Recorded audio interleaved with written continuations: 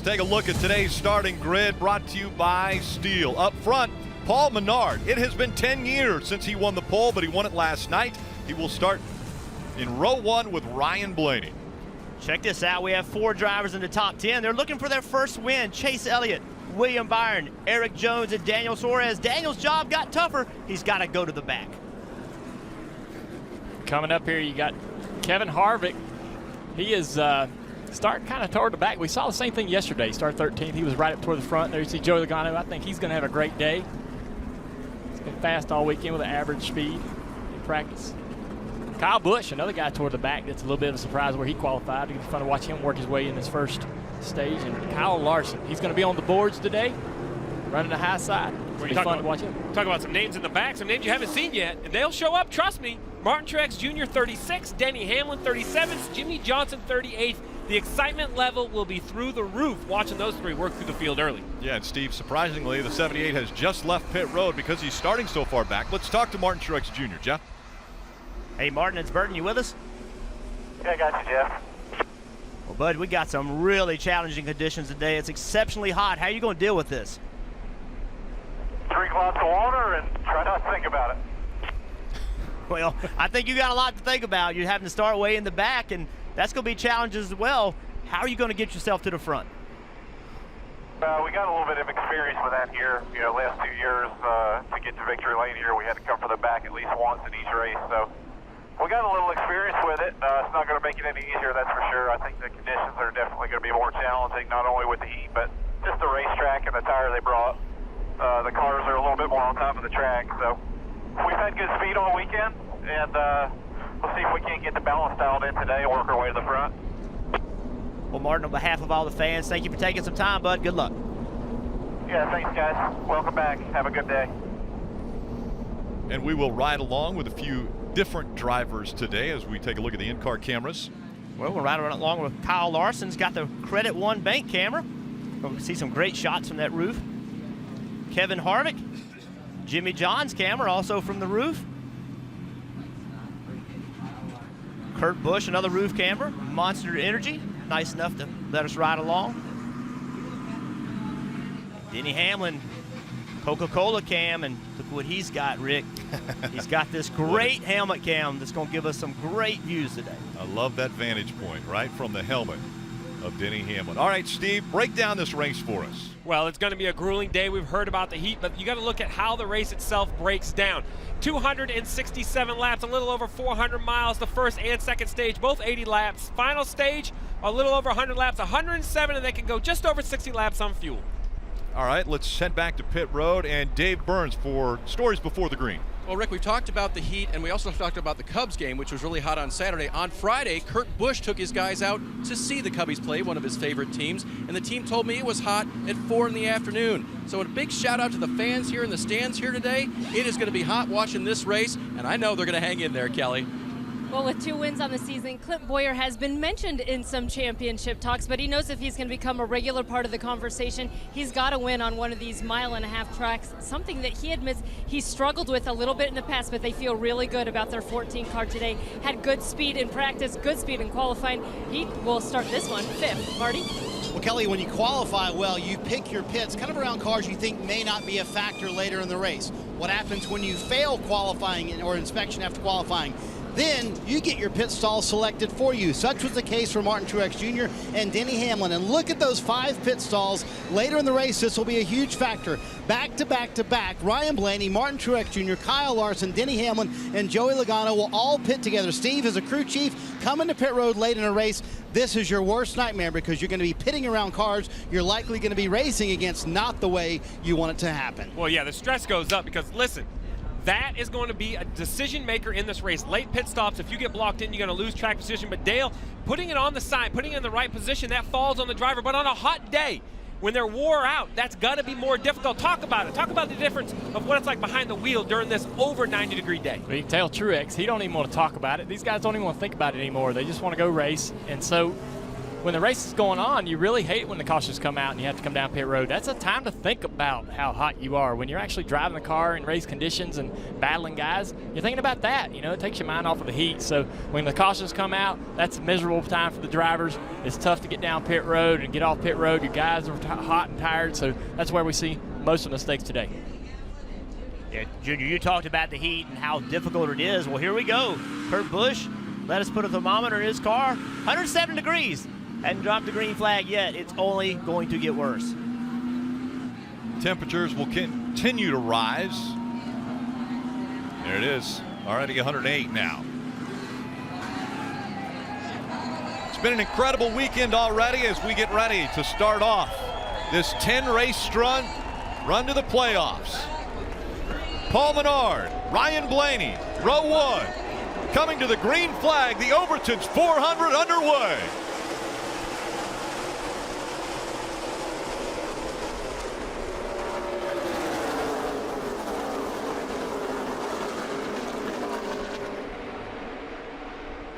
I'm a little surprised right there for Ryan Blaney to be able to clear his teammate. Menard on the back straightaway. Thought Menard would be able to get around Ryan there and get the lead, but now Menard's battling for second place with Chase Elliott. Chase Elliott trying to take that spot right away. Menard falling back just a bit. Down to the apron they go. Elliott takes second. Everyone chasing Ryan Blaney. That track position for Chase is critical, even that one position. I think that he can have an amazing day today if he can keep this type of track position. If he loses this track position early, it'll be hard for him to get back into the top 5. And Paul Menard not the start he wanted as we ride along with Kurt Busch. You can hear it hitting the racetrack. This track is exceptionally rough. Drove down in turn 3, bottomed out. Still 2x2 fighting for positions. You see Kevin Harvick trying to move toward the front after a less than perfect qualifying run yesterday. And that fight for track position that Junior just talked about, it happens right now. All these positions matter. It's so difficult to pass. It looks to me like the bottom of 3 and 4 right now may be better. See if Kevin Harvick can clear him. The 20 car of Eric Jones, he's able to clear him. 1 and 2, I think you can maybe migrate to the top a little quicker than you can in 3 and 4. 3 wide for position. Eric Jones on the high side. McMurray right in the middle. William Byron in the 24. He chooses the apron that time by. We saw it yesterday in the Xfinity race. The bottom was the quickest for about 20 laps. We see Larson already up on the high side. It took him about 20 laps before he really started to work that outside in the Xfinity race yesterday. Well, Larson isn't the only one at the top of the racetrack. We mentioned the 78 of Martin Truex Jr. started all the way back outside the top 35. It looks calm right here. Well, that's because he's already driven himself up to the 19th position. He has passed a bunch of cars already, 11 cars already, now working on the 47 of A.J. Allmendinger in front of him, doing a great job recovering. Let's see if Jamie McMurray can make the outside work. See that run he gets on corner exit. It's going to get to the outside of Eric Jones. Eric has nothing he can do. Kyle Larson's going to try to make that move with him. Marty. And Jeff, it might be simply stated, but Martin Truex Jr. told me before the race, he said if we're going to get to the front, we need to be able to work on the bottom or the top. We've seen him do that both here in the first 5 laps, but he told me in this first stage, I expect to score points. So he expects to be in the top 10 before this first stage is over with. But Jeff, you got to be able to work everywhere on the racetrack if you want to come from the back to the front. Well, that's exactly right, but that's one of the great things about this racetrack. You can use every groove. If you catch somebody, they're on the bottom, go to the top. The only difficult part about that, Junior, is your car's got to let you do it. If your car's not good enough on the top, it won't work. So a good handling car and a driver willing to go there, this is a great racetrack. Little bobble there out of the 78. Martin Truex Jr. as he continues to climb up the board. Well, you heard that the 78 wanted to score points. Well, it's also a battle within him and the other big 3. But look, right up ahead of him, 5 or 6 cars, the 18 of Kyle Busch. It has not been the smoothest weekend for the 18, just been okay. Not showed the blinding speed he showed at other racetracks. I know there's still 5 cars between him, but Dale, if that 78 can catch the 18, that's going to be the first move on the chessboard. Look, I started in the back, I'm already here. Yeah, you wonder if Truex and the big 3, as we call it, you wonder if those guys really look at the other competitors the same as they look at themselves. And so Martin knows that the 18 and the 4 car are the guys he's going to have to probably contend for the win today. That's the way it's been all season. So if he can go ahead and get a position on the 18 early, that'll make his day a little bit easier going forward. He's getting there. He's catching him quick. See the biggest movers. 78's on that list. He's already made up 12 spots, passing one of the harder guys to pass on a racetrack in Ryan Newman in the 31. He's able to get by, chasing after the 3 of Austin Dillon just in front of him. Denny Hamlin on that list. He's a guy move going forward. He's had some great runs here, one here in the past. Look how Barton's able to just drive in the corner just harder. He just could drive in the corner harder than Austin Dillon in that 3 car and just go to the throttle sooner. And that's kind of an easy pass right now. As good as his car is handling, Austin just couldn't put up any fight whatsoever. A little bit different schedule this weekend. Had technical inspection after qualifying. That's why we see some of these cars that we would have expected to be up toward the front starting in the back because they failed tech inspection. So that's why Martin Truex Jr. is fighting now to try to get through this traffic to get up front. We're going to take a look at Denny Hamlin. He's carrying the helmet cam for NBC today. We're going to take a ride with him down the back straightaway. It was pretty close right there off turn 2. This track is real bumpy. We're going to go down to turn 3, and he runs the bottom groove here. He's actually run the middle, but there's still a pretty good bump right across the tunnel. Boom, right there, you see it. Almost feels like it knocks his head off his shoulders. Coming off of turn 4, these guys are racing. It's a fun race. He's wanting to get a little bit of this when he gets up in there, but down the front straightaway, there's another bump going into turn 1. You feel that right there. It's like driving off a set of stairs. It's not a dip, it's really a ledge. And if you lift improperly or at the wrong time across that bump, you can lose the nose or lose the back of the car. Same thing in 3 and 4. You go across that bump wrong. We saw it yesterday in qualifying. Fast cars having some trouble. We got a battle for second here. Chase Elliott making a move on Clint Boyer on the outside. Clint Boyer has been moving forward now in that 14, trying to get by the 9 to take that spot away. Out front, Ryan Blaney. Clint Boyer hugging that white line right along the apron. Chase Elliott trying in the middle of the racetrack to keep the momentum up. And they stay door to door. I love that outside line. I'm thinking Chase is going to get this position, even though Boyer's the one driving up there to get it. I think that outside lines have got to be coming in here sooner or later. We're at lap 12. I talked to Clint Boyer this morning. He told me that he thinks the bottom is going to win this race. He was convinced that the top was going to go away, and he worked exceptionally hard to make his car work on the bottom. It's working for him right now. Very tight battle for the lead. Ryan Blaney just in front of Clint Boyer. And it continues to heat up on the racetrack. Clint Boyer looking so strong as he's been able to power his way back up here to the front and fight now for the lead with Ryan Blaney. Yeah, Boyer ran Blaney down and had a great shot to pass him. They caught some lap traffic, and that stopped the pass. Now Blaney's changed his line. He says, you know what, I got to try something different. Boyer's digging on the bottom. Can he clear him getting into 1? Here he goes. He's got the inside line. That's where he's been making up all his ground. Let's see if he can complete the pass. Boyer to the front in Chicago. That's impressive. He's done all this work on the bottom of the racetrack. We got guys back in the pack making great time, but they're all doing it on the fence. Nobody's making the speed on the bottom groove like Clint Boyer right now. So right now, Junior, I think what's difficult for Boyer is we know Kyle Larson's coming from behind. He's running exceptionally fast in 6th position against the wall. Does your spotter say, look, dude, I know you're leading the race, but you got to change your line because Larson's coming? How do you handle that? I would wait till Larson gets a little closer, at least where I can see him, before I really started worrying about it. But I love that my car is working so well on the bottom. I think that's where you're going to race at the end. You know, the last several laps we get some cautions late in the race on short runs and new tires. The bottom's going to be the fastest. The fact that Clint's car is so good, he's got to be loving the way his car's driving right now. Marty. And you see Kyle Larson working that bottom, guys. Yesterday in the Xfinity Series race, he started last, came to the front to get the win. He used the top mostly, and he told me, I feel pretty good about my chances to go back-to-back here at Chicagoland. But you see what he told me? The bottom is going to be the key today. So, Junior, you mentioned a moment ago, you think to win this race, you've got to be on the bottom. We said Clint Boyer thinks you got to be on the bottom. The man who loves the high line the most, Kyle Larson, agrees the bottom, best way at Chicagoland today. Yeah, the bottom is going to work great at the start, and then you know, the guys are going to be fast up high later in the run. Nobody's going to be on new tires and run the fence and win the race. I mean, that's not going to be the fastest way around. It's going to be on the bottom, and got a big 3 battle here. Well, we talked about the 78. He started shotgun on the field. He's already overtaken Kyle Busch in the 18, proved a point to him. Now he's run the 4 of Kevin Harvick down. For what position?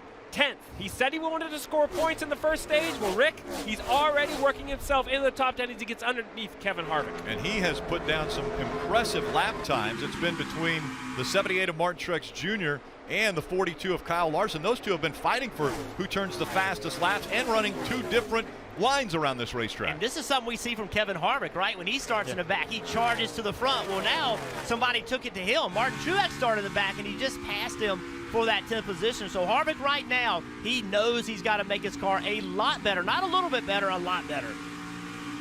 It's some awesome racing right here, man. We got 4 cars battling for position.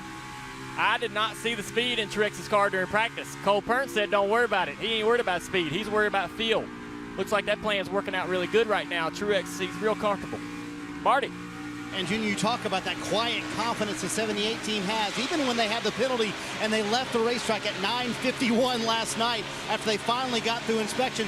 There was no panic on this race team. Cole Pern told me, listen, we came from the back in this race to win last year as we're watching a battle for second twice to be able to win that race. After a penalty, then we had loose lug nuts. So us starting in the back was no big deal, and they're proving it on the racetrack right now. And this battle for second, Rick, really heating up here. Blaney trying to keep it. Yeah, Kurt Busch on the inside tries to take that spot away. A little bobble there at Ryan Blaney up against the fence, and that will be Kurt Busch's position now as we see Eric Almirola now taking a shot at that 12 and trying to take his position away as well.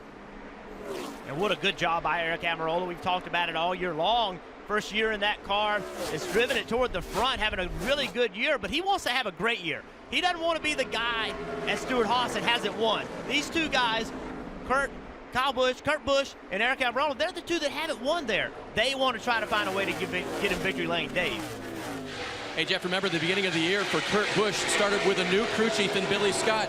But Billy told me this morning, we knew what Kurt wanted before the season started. A Vegas winter test told us everything we needed to know about what this driver wanted for speed. He said now it's just been a matter of getting it week to week and executing. He still doesn't have that playoff making win yet, but they're getting closer for their driver 41, Kelly. Well, his teammate Eric Almirola, not just a new crew chief, a whole new team for him. They've certainly exceeded some people's expectations. When I talked to his crew chief, Johnny Klossmeyer, today, he said, look, the biggest area that we need to improve is on our qualifying and on restarts. Well, qualifying today, they started this one 6th. They feel like they've got a good long-run speed car. They said it's also going to have to be versatile. They feel like there were times that this track will command for the drivers to move up top to find the most speed. Comers and goers in this race. Right now, Martin Truex Jr. about ready to take over the spot from Chase Elliott. Remember, Chase Elliott was up there fighting for the lead early. Martin Truex Jr. started in the back. They're meeting right now at about the 7th position. And there it is. The pass has been made. Martin Truex Jr. now by the 9 of Chase Elliott. He continues to move up. He's 7th now. NASCAR Drive, that's your race companion. You can watch and ride along with in-car video of your favorite drivers. You can even watch multiple angles all at once. Never miss a lap with NASCAR Drive. All you have to do is visit NASCAR.com/drive. You're watching Monster Energy Cup Series racing from Chicagoland Speedway. Clint Boyer out front.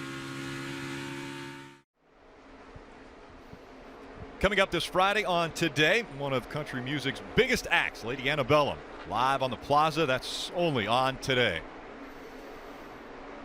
A couple laps ago, Landon Castle had some issues on the track, had to come to pit road, but no issues for the 14 of Clint Boyer. He's running strong, Kelly. Yeah, and he continues to run the bottom of the racetrack. He told me that he thinks he can run better there this year than he has been able to the last 3-4 years. And his crew chief, Mike Bugaravich, told me, hey, we better be running the bottom because we never moved off of it during practice. So if we have to, we really don't know what to expect. Clint hasn't said anything about his car. Right now, they just asked him just now, are you happy in there? And he said, yep. His only issue is that his digital dash has gotten a bit messed up, so he doesn't have any of his lap times. They're reading them out to him lap by lap.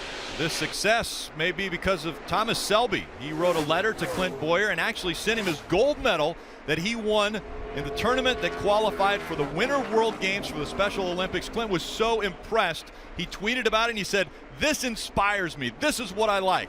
And right now, Clint Boyer out winning this race. There's that tweet. I didn't say the end there. Let's all kick some butt this week. But that's exactly what he's doing to this field, and he's crediting Thomas Selby. That's great where you can get inspiration. 78 on pit road. Green flag pit stops underway. 78 on pit road now. Marty. And here he comes down pit road, Rick, and this is the teams really kind of splitting this first stage in half. It's an 80-lap stage, so you have 7 sets available to you, Steve, and tires do mean something. As they push Landon Castle's car off of pit road, Truex comes to a stop in his stall. Clearly no changes, very happy with the handling of the 78 car, just a little bit free. They are going to make a very slight air pressure adjustment, but no chassis changes. 4 fresh Goodyear tires and Sunoco fuel. So, Steve, I think this is going to bring more cars down pit road because tires mean a ton here at Chicagoland. Absolutely, Marty, and I like the 78 pitting early, not just for the strategy on track, but you mentioned about the issue on pit road, stacked in there next to the 12, the 42, the 11. The advantage of pitting early is he knew he had to clean in and out for his pit stop. Kelly? Now you see the crew of Eric Jones in that 20 car going to work. Eric saying that he was just tight in the center of the turn and loose a little bit off. We'll see how those 4 fresh Goodyears help him out.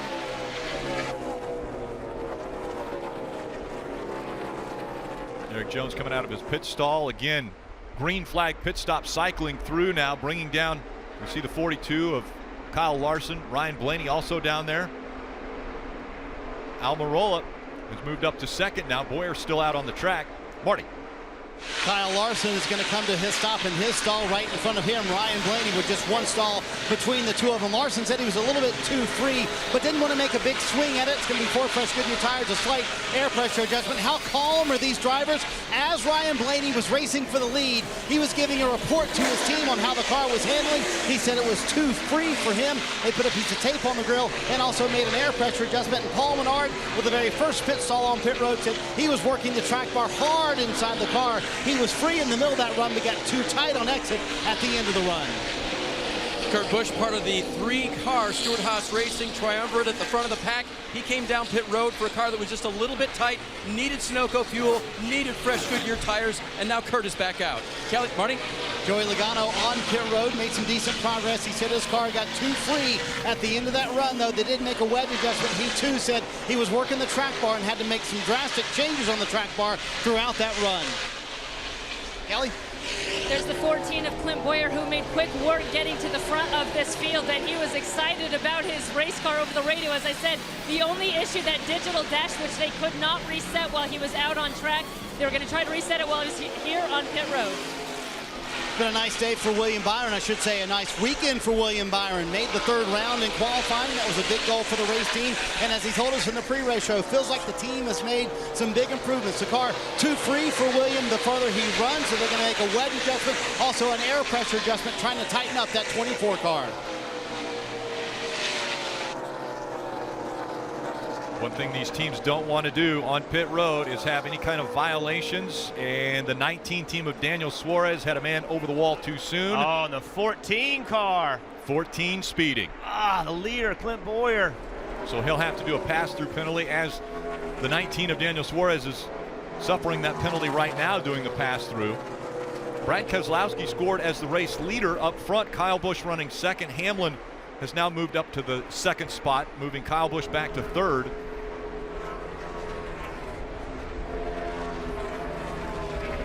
Kyle Busch in his pit stall. And he patiently worked his way up from his 16th place starting position to crack inside the top 5. His crew chief Adam Stevens telling me that patience would be the key word today, because they couldn't burn off their tires trying to work their way to the front too quickly. He's got 4 fresh Goodyear Sunoco fuel, and he's on his way. A little over a handful of cars that still have not come to pit road yet. One of those being Brad Keselowski, who's out front, Denny Hamlin, Austin Dillon, Jimmy Johnson, Ryan Newman, David Reagan, Michael McDowell, Chris Buescher, and Ty Dillon still to have their services completed. And as this continues to cycle through, how long will Brad Keselowski stay out on the racetrack? Marty. And Rick, that's a great question. And Steve, we have seen this time and time again from Paul Wolf and Brad Keselowski, also the guy running in second, Denny Hamlin, and his crew chief Mike Wheeler. Sometimes when teams come to pit road, they'll say, you know what, too many people on pit road, let's wait a little while. They're trying to stretch this out a little bit further. Paul was going to come pit road, he told me before the race, at like lap 35. They were the first team on the wall to come to pit road, but they decided to stretch it out here and see what happens, Kelly. The 48 of Jimmy Johnson has made his way to pit road. Jimmy saying that he was just tight off the turns. He was tight getting onto the throttle, but he said running up top was okay for Goodyear's. Great shot right here. In-car camera coming down pit road with Denny Hamlin. He's looking for his sign, trying to find it. The spotter's telling him 2 away, 3 away. That's his key to start looking. Try to hit your left front headlight on an 11. Now car goes in neutral. Keep the car running, don't let it stall. Car's up on the right side. You feel it's up. The minute you feel it drop, there it goes. Put it in gear. That way the left rear tire's not turning when the guys are trying to put lug nuts on it. Now you're waiting for the jack to fall. As soon as it falls, go, go, go. Spin the tires. Make sure you're clear. Do not speed. Pit stop looks easy, but actually doing it's very difficult. That only took 12 seconds, Jeff. Things happen very quickly on pit road. We have seen before where Denny Hamlin, maybe a little rambunctious on pit road, has a few more speeding penalties than most.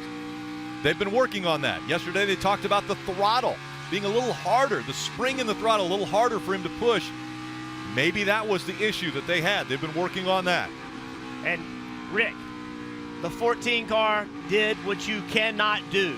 He got busted for speeding the first time. That's okay. He came down the second time and got busted again. On his so pass clearly they have some kind of a problem, Marty. And Paul Wolf reminded Brad Keselowski that whatever you do, do not speed. When he came in, they had a big piece of debris on the grill. They're going to clear that. He said it was temps would just gotten to 2 over, meaning 2 over optimum temperature. He said the car just too free. It's going to be an air pressure adjustment, trying to tighten them up, get that grill clean, get that debris off, and get the temperatures to come down as well. Continuing to cycle through green flag pit stops. Austin Dillon up front. Let's listen into the 14 radio. Do a stop and go now. Sadie spin again. Now we have to do a stop and go. We're going to have to knock some RPMs off here or do something completely different. Something's obviously not aligned. So pit road is broken down into speeding zones, Steve. It's broken down in sections. Both times he's gotten busted in the shortest section on pit road. The very last section going onto the racetrack is only 42 feet long, Steve, and that's where he's gotten busted twice. Preparation, Jeff. This is the most speeding of any racetrack in the series. Kelly. Well, Steve, the word from the team at first was that digital dash issue should have had no effect on his speeding on pit road, but now just a second ago it sounded like they said they were having some issues with the RPM, so there is some issue that they need to get worked out with this 14 car. So that makes a little more sense. Remember early Kelly said that he did not have his lap time. That comes through that system as well. Sounds like there must be an issue with his dash. I mean, I can't imagine back-to-back speeding penalties, Jeff. So listen, the reason he was back on pit road again, Steve, was because the second penalty is a stop and go. He didn't stop. He just did it like it was a pass-through. So then he had to come back in again and do a stop and go. He is Bad to already, 2 laps, now 3 laps. He's going to be down. Clint Boyer, after leading the race at Chicagoland Speedway, fighting just to stay 3 laps down.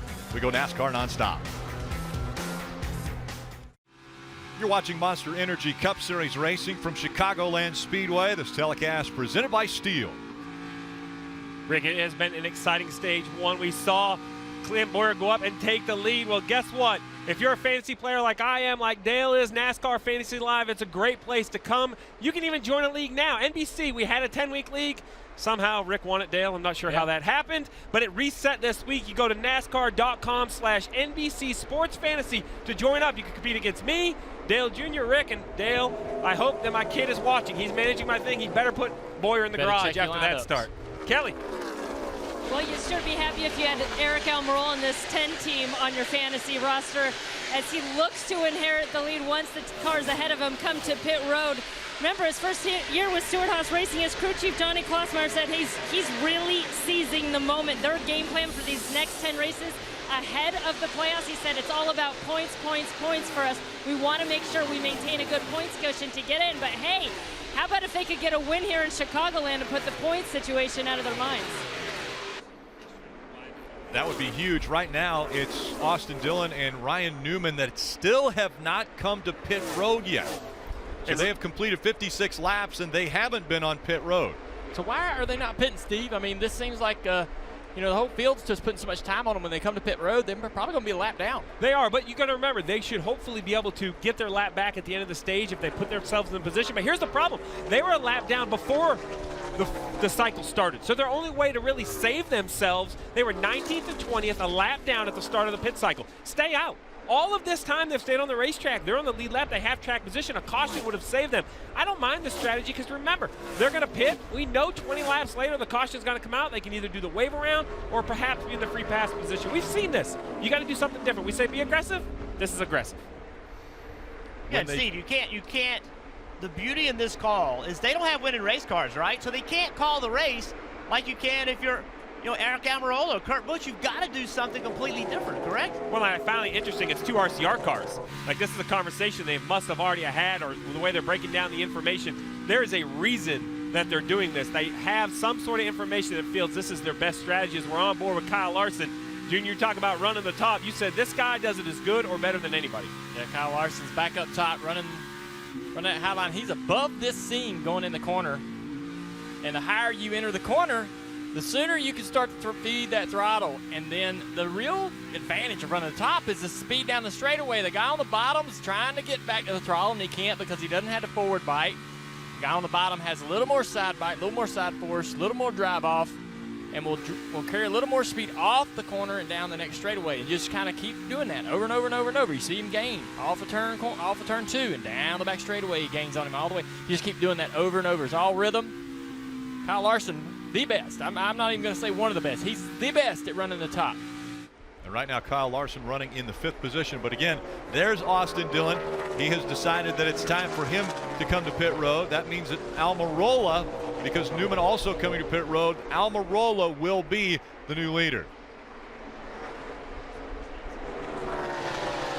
Teammates hitting the road. This is the 3 of Austin Dillon. He said that his car is loose in turns 1 and 2, but it's a little bit better in turns 3 and 4. They're going to give him 4 Goodyear tires, make an air pressure adjustment.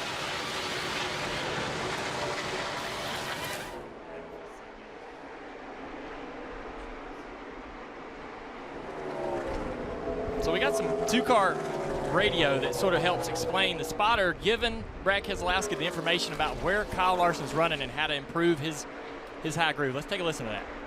You come off the wall on the entry into 1 a little more than Larson does. That's really the only difference.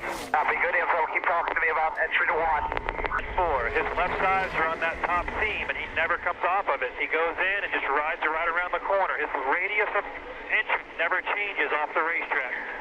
And so he's telling Brad that Brad's running the top at this particular time when we had that radio transmission. And he's telling Brad Larson's getting in just a little closer to the fence. Larson stays on the fence, really, down the straightaway and into the corner. And there's a little bit more to be gained there if you can do that and commit. The only thing is it's early in the race. Do you really need to commit that much?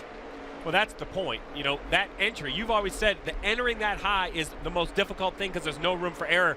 Any sort of slip, any sort of slide, and you're into the wall. Great battle for second. Kyle Larson had used the high line to try to get by Kurt Busch. Then he goes to the bottom of the racetrack to actually make the pass.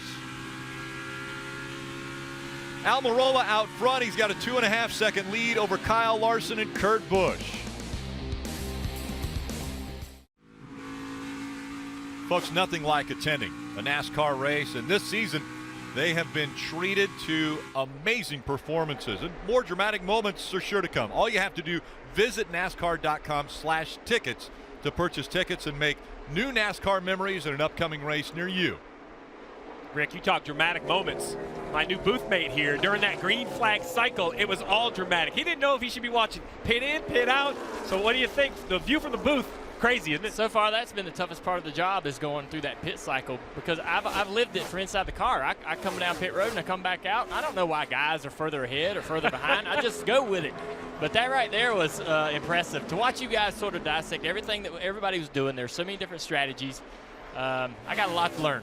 Well, that's the beauty. This view up here, we're spoiled. It's like sitting in the stands. You can see the whole place, and there is racing all the way around this 1.5-mile track. Some great racing right here. We see Truex all the way up in third, started towards the back, great recovery, first on pit road. Now he's kind of settled in, right? With only 11 laps to go on the stage, now it's talk to Cole Pern, keep adjusting on your race car. Yeah, he knows he's not got quite as good of tires as these guys because he came in so early, so he can be calm. He's got a great race car. He's got the track position he needed. impressive to see Almirola doing so good. And the other thing, too, here we go. We got an in-car shot. What is that, 157? 150 whatever. 153, man. I told you the booth is a good place to be. Yeah. So look right here. Yeah. He's driving 153. He's in the corner right here, so it's very busy. But on the straightaway, it looks like he's moving his hands around, either trying to get it. There you go, out the window. Oh now, my can you God. feel that as a driver? You know, you don't do that. Yeah, I mean, if you're racing at a normal racetrack under normal conditions, you don't think about doing that. That tells you right there how miserable he is.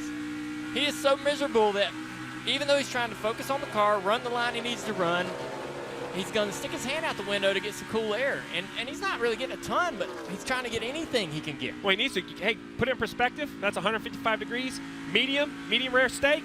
You take that off the grill at 155. Also, so, I mean, it is cooking in that car. On the right side, he got a little vent down here. You see that? That's coming from the passenger side window blowing in there, and he's not feeling that either. I mean, these guys are suffering through this. I'm glad I'm not out there. This is probably the worst I've ever seen it. I've never seen temperatures we've had temperature thermometers and everything inside the cars for years and never seen temperatures this high.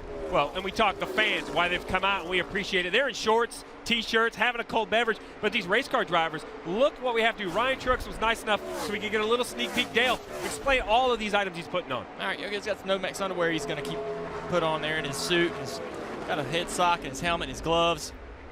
I mean, that's a lot to be wearing in this kind of temperatures. I mean, the interior of the car. You don't wear that to the beach? Yeah, you know that. And remember, guys, yesterday during the Xfinity race, which is 100 miles shorter, there were guys losing over 8 pounds during the race. We got guys in this race today that ran that race, so they had to somehow put all those fluids back in their bodies overnight. And if they were smart, they would have went to the infield care center and got an IV and did that. That's the best way to do it. Dave. So Kurt Busch not running bad right now. In fact, fairly relaxed. You notice that just sticking the hand out the window. But when he was passed by Larson, he just informed the crew very calmly, the back is not sticking. We've kind of lost grip overall, but it's all good. So you talk about those double-duty drivers. Let's talk about Chase Elliott in the 9. He didn't have the best car yesterday. He worked extremely hard behind the wheel. We saw him get out after the Xfinity race, just how gassed he was. You mentioned it this morning in the meeting. He has to go get those fluids. But the question is, will he know during this race if he's ready to run 400 miles? I mean, you don't. You just go out there and try to do it. You can see right here climbing in. I mean, he was smart to go get those IVs and those fluids. I think that, when you go through something that these guys went through yesterday, you might as well go get checked out in the medical center and get whatever they need. Get in there and get you feeling good. I talked to Elliott this morning. He said he feels like a new man. So we'll see if that rings true at the end of this race. Dave. And the suit that he was wearing yesterday did not function. The vest, I should say, it's called a chippy vest, did not function the way that it was supposed to. And Chase told me this morning that he believes it's fixed for today. The problem with that suit, and it's not the kind that we showed you on our air this week that Jimmy Johnson wears, it's a little different. The problem is when the chippy vest is not blowing air through it, it does heat up. And he says that definitely contributed to the problems I had yesterday. So far, so good for Chase as far as heat goes today.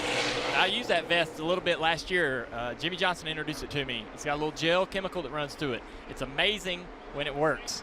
The only thing is all these teams really, they use all the amperage in the cars. And this vest doesn't use that much. I mean, it's only 7 amps or so, but they use so many amps to get these cars to handle well with the fans and so forth that sometimes when you overload these cars during the race, something's going to start cutting out. Right. And typically they wire the system, believe it or not, so that the interior driver comfort stuff fails first. Believe that or not. Oh, listen, I made that decision. You had mentioned the drivers that had run in the Xfinity Series. 3 of the drivers that ran yesterday are in the top 9 right now, including Kyle Larson, who won the race, currently running second. Let's listen into the 48 radio. Gets up to us, you tell him to block. If he starts to go down the bottom, you tell Jimmy to go down the bottom, just park it. You got it. There you have it. Race leader Eric Almirola coming up behind the 48, and you just heard it. Block him. Well, it didn't work because Almirola is going to go by, trying to put that 48 a lap down. He's going to fight for it. I mean, you got to. Not much of a fight there off of the corner, but Jimmy's car's just not driving well enough for him to really put up much of a fight. I mean, it's obvious he's getting lapped here by Eric, and Eric, I mean, the SHR, they've been fast. I mean, teammate was flying earlier. We're going to see off of turn 2, man. Jimmy just wheeling it. And that's the thing, man. When you got a car that's not driving that well, that's when you get time to think about how miserable you are inside that car. And amazingly, a little over a year ago, Eric Almirola suffered a compression fracture in a crash at Kansas. Now he comes out of turn 4. He's going to win his first ever stage in the Monster Energy Cup Series. Almirola wins stage 1.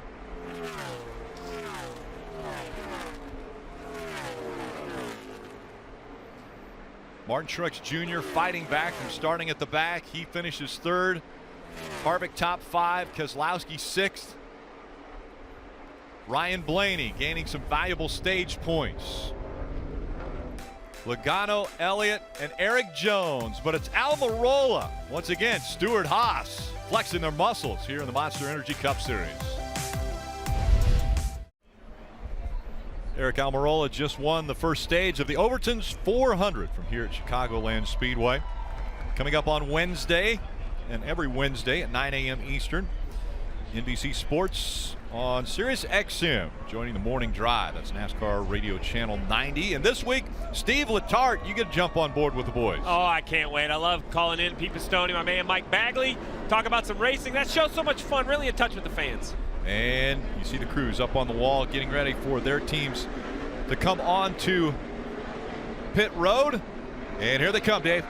Kurt Busch back to 4th, informing his crew that his car has gone a little bit to the free side. Kyle Anderson will hand us some fresh water. That is typical. He'll get 4 fresh Goodyear tires, and air pressure adjustment in them, and Sunoco fuel, Kelly.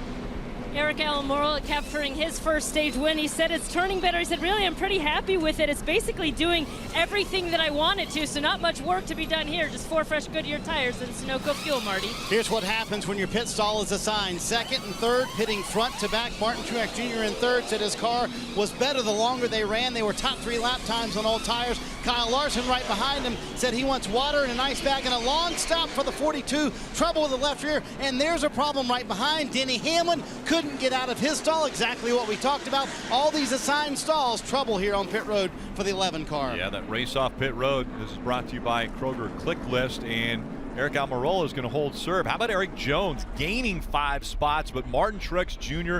losing 6 positions on that pit cycle. See if we can dial up Eric Almirola and talk to him, the winner of stage 1. Hey, Eric, Jeff Burton in the booth. You with us? Yes, sir. I got you. Well, man, that was your first stage win. Tell us where your car's so strong. Everywhere. Johnny and all the guys on the Smithfield team did a great job making some changes for the race today, and our Ford Fusion's really fast, so it just feels good. The track's really slick and old and worn out, and my car's making good grip, so able to drive around here pretty good, pretty comfortable. That's what it takes. Well, it sure looks good so far. Hope it keeps up for you, buddy. Good luck. Thanks. Got a long way to go, but really happy with it so far, so proud of everybody at Stewart Haas Racing. It's worked out well. The strength continuing to show for the 10 team and everybody else with Stewart Haas. Almirola, Harvick, 1 and 2.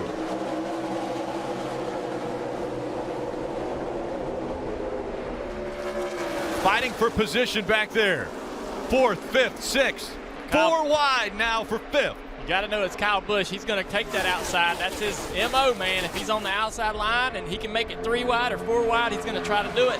How about that run by the 4 car through 1 and 2? He did not get a good start, but he flew through 1 and 2. Here comes Harvick. Kurt Busch had a little trouble through the bumps there and got tight underneath Brad Keselowski. We got a great battle for the lead. Harvick's trying to take it away from Almirola. Harvick on the inside. Can he complete the pass? Almirola strong on the outside as they go to 1. If Harvick can stay right there, I think he'll have the advantage in 3 and 4. I think the bottom is better over there. Good job by Almirola. Yes, holding off Harvick. And remember, they're teammates. Not now. I mean, you got the lead. Somebody's trying to take it from you. You don't care who it is. Almirola, Harvick, Keselowski, Kurt Busch, Chase Elliott at the top 5. We've been waiting on this performance from Almirola all year long. I mean, he's been sitting there being consistent, but not running in the top 3, not getting the same type of dominance that we've seen out of his other teammates. Junior, remember, he was a half a lap away from winning the Daytona 500. Absolutely, but since then, he's sort of been just right inside that top 10. This is what we want to see from Eric. And this is what Eric wants to see, so it's a career day for him. Well, he's driving away from arguably the best driver this year. You got Martin Truex Jr., you got Kyle Busch, and certainly Kevin Harvick. So right now, he's driving away. Junior, that feels so good, doesn't it? It does. It does feel good, but it's early. You got to hope that, you know, your car still has that dominance late in the race. This track's going to change a little bit. He's got to keep up with it. He knows his teammate Harvick, and those guys, Rodney on the box, they're smart. They know exactly what they need to do the rest of this race. His team has yet to be able to prove that. Junior, you just mentioned that Almirola is having a career day. He has already led more laps today than the last 3 seasons combined. So that's how good Almirola is running here at Chicagoland. Marty. Hey, Rick, what's missing from this picture of the top 5? That's Kyle Larson, who was running second when he came to pit road. When he came to a stop in his pit stall, Denny Hamlin was behind him. Again, Denny Hamlin and his team didn't pass inspection. They were assigned that stall. Hamlin could not get out because Kyle Larson was sitting there because his car completely died electrically. You can see the dash goes black for Kyle Larson once he's in the stall, so he didn't know what to do. He has since gone out. You see him there turning on the master electrical switch, trying to refire the car. They were able to get him back out. He was able to cycle the ECU. He is back up to full power now on the racetrack, but lost a ton of spots here on pit road. Junior, I can't imagine what it's like coming to pit road and all of a sudden everything in front of you goes completely black. What's that like as a driver? Well, these cars have changed so much over the years.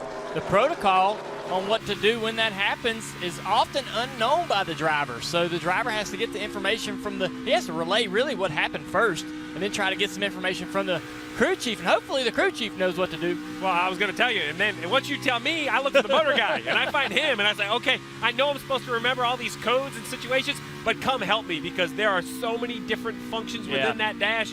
You definitely need an expert. We used to just switch to the second ignition. That's not there no longer. No. It's going to be fun. I mean, Kyle Larson doesn't like this, but, you know, it's going to be fun for us to watch Kyle Larson use these different lines to get himself back to the front. He came in second.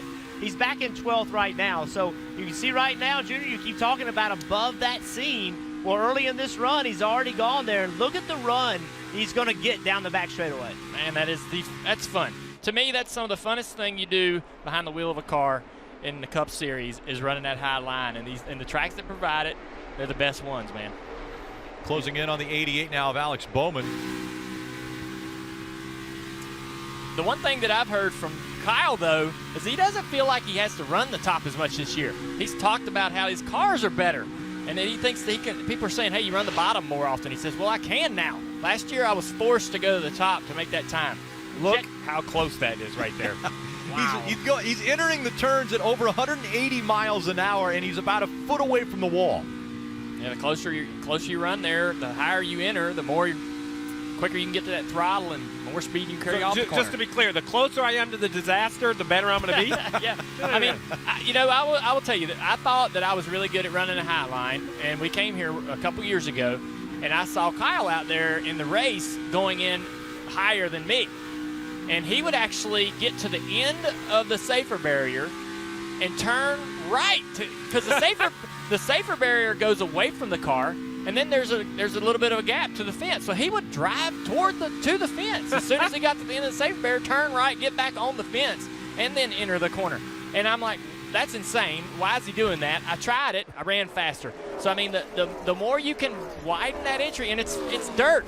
He learned, I don't know because I'm not a dirt racer, but I believe that he's learned that, and that's what you do on the cushion when you're running dirt.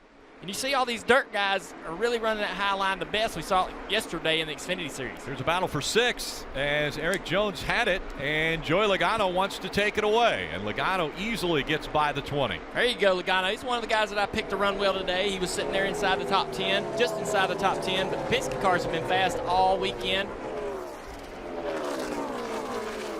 Still out front, it is a Ford party. Almirola, Harvick, Keselowski, Kurt Busch, all in the top 4. And let's listen in to the 18 radio and just see how Kyle Busch feels about his car.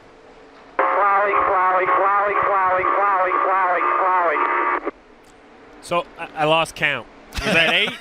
I don't know, but it's a lot. I mean, Kyle's such a great communicator with his team, but when things aren't right, he's going to, we used a scale, 1 to 10, right? Well, we tried. There were days that you went off scale. That would be off scale. He just says words more often, and that's, that's why his crew chief knows that that's a serious concern. He doesn't wait. He doesn't mince. That's right. You're going to get what you get with him. But listen, you and I talked about that. I would tell you, listen, I don't need pleases and thank yous. Just tell me what I need. I don't have time for all that other stuff. No filter. Don't sugarcoat it. Well, yeah, guys, I talked to Kyle this morning, and he told me in one word. I said, how's your car? Junk. That was the answer. And I'm like, listen, Steve and I have done this for a long time, Junior. We hear that every day. They all tell us, well, my car's no good, we're not going to run good, and then they all do. But he said it, and so far he's right. They just have not been close. Kelly. Rick, they've been a little bit more descriptive at times over the 18 radio. A little while ago, Kyle saying that he needs more grip. He said, if there's a car 15 lengths in front of me, it just lifts up the front end like 6 inches, and I just lose the front end. I've got no grip. And then Adam Stevens said, look, I've got no interest in running 12th all day. When you bring it to me, we're going to work on it. Well, guess for the running, 12th. Yeah, and surprisingly, there's two sides to Kyle Busch. Obviously, the racing side where he's very frustrated, but there's also the fan side. If you are parked in the infield of most racetracks that we go to, you might surprisingly have a Kyle Busch autograph on a flag. If you're a Kyle Busch fan and you've got it out there, he will go at nights or when he has an off time, when he's not on the racetrack, he'll go around and meet fans and just sign autographs and say hello and say thank you. So there are definitely two sides to the driver of the 18. He talked about the car lifting up, the nose coming up when he got behind guys. So what that tells me, if I'm a driver, is that when he gets in dirty air, when he's lacking downforce on the nose, the shocks aren't holding the car down, or either the stops are too soft and they're pushing the car up. What is that? What can you do for me, Steve? Well, it can be just a sensation. So first, let's talk dirty air. So dirty air, you're driving down the interstate, you go behind a tractor trailer. Everybody's done that. You feel it move your car around. That is the tractor trailer in front of you disturbing the air. Well, that's 70 miles an hour. Imagine 180 miles an hour. That wake is unbelievable. That's the dirty air you're talking about. The unfortunate part, to your point, is adjustments. I have a whole list, but they're all in the garage. New shocks, new bump stops, different chassis settings. During the race, though, other than some air pressure and perhaps just freeing the car up, overall balance, there's not a lot I can do. The one thing I would be asking, what are your temps? Tape is free grip. If we could put a little tape on the grill, that's what I'd be looking for out of the 18. And on such a hot day, very difficult, you would think, to try to restrict the amount of air that gets to the engine. A lot of these guys will, practice and sort of understand where their temps are and see how aggressive they can be. And then during the race, the crew chief will ask every 20 or 50 laps, what's the temps? Can I add more tape? Because tape is going to make the car faster. Downforce on the nose is going to make the car better. If they can add some, they'll push it. They'll push the temperatures to some unrealistic numbers to try to improve the drivability of the car. Well, there's already some green tape on the nose of the 18, which tells me on a pit stop they've already got one piece. You see it right there, that bright green tape? That right there is what they're adding. But here you go. A little tape's on the grill, but you see it in the front of the car bouncing around a little bit at this rough, difficult track. Closing in on maybe under 10 laps until we'll see green flag pit stops. Let's get a few updates. We start with Kelly. And we'll start at the front of the field there with Eric Almirola. We've been talking about this group and how well they've gelled this year. When I asked Johnny Klossmeyer about it, he said, look, a lot of us have worked together before. He and Eric know each other from back in the DEI days. And he said, we're all about the same age. We have a lot of the similar interests on and off the track. So this is just a group that's really come together. They enjoy working together. They have good laughs. And it's paying off also with some success here on track. Behind him is the Ford Kevin Harvick, his teammate. Remember, he ran the Xfinity Series race yesterday, finished second. And when I asked him what he could take from that race to today's race, he said a lot of things, including kind of a rhythm that he gets to out on the track. He really learned the nuances of it, all the bumps. Those were valuable laps yesterday. Here comes Harvick. Harvick on the high side now, and he's trying to take the lead away from Almirola. Harvick has changed his line in 1 and 2. He's moved up the racetrack, and that's been working for him. He's inched up to Almirola. He seems to be better now. Now he's trying the middle of 3 and 4. This is where Almirola is a little better than Harvick. Even with lap traffic, Almirola didn't lose much right there, but on the other end of the racetrack, Harvick's changed, and that's how he's running down. They work by Timmy Hill in that 66, but Almirola now is going to search for some clear racetrack, maybe split these two lap cars, and he will right through the middle. That's a smart move by Eric. He knows he's got cars on the high side and the low side, so he drove through the middle. Gained a little time there on Harvick. It's how you get through these lap cars is what's really going to matter whether Harvick gets an opportunity to take this position. So how do you compare how Almirola lost the bottom? Harvick was able to carry around the corner longer. He's going to get a run down this front straightaway. Harvick's car is just handling a little bit better right now. Eric's spotter is telling him where Harvick's running. Eric's probably watching where Harvick's running. Here comes Harvick with a great run through the center. A lot of momentum that time as he entered turns 1 and 2 down the backstretch. He has the momentum, but not able to get to the back bumper of that 10. Let's see if he can do it through the middle of 3 and 4. And it's just a matter of time, especially with Harvick running that higher line. He's got it figured out. Eric has been on the bottom. So if he goes to the top, he needs a couple corners to sort of set that up, get in a rhythm there. And there he goes. Yeah, now moves up the racetrack, so he'll try to take that line away. All right, so now Harvick has to change his line. He doesn't want to run directly behind Eric because that's going to be in dirty air and he's going to lose the nose. He didn't gain anything there because of the line that Eric ran. So very smart by Eric to try to move up a little bit, feel that out. He moved up just a little. He likes his car on the bottom here, though, so he's not trying to give that up. He doesn't think he can get any better on the top in 3 and 4, like you said earlier, Jeff. Yeah, Junior, I think the interesting thing is for Harvick right now, he's trying to anticipate where Almirola is going to go.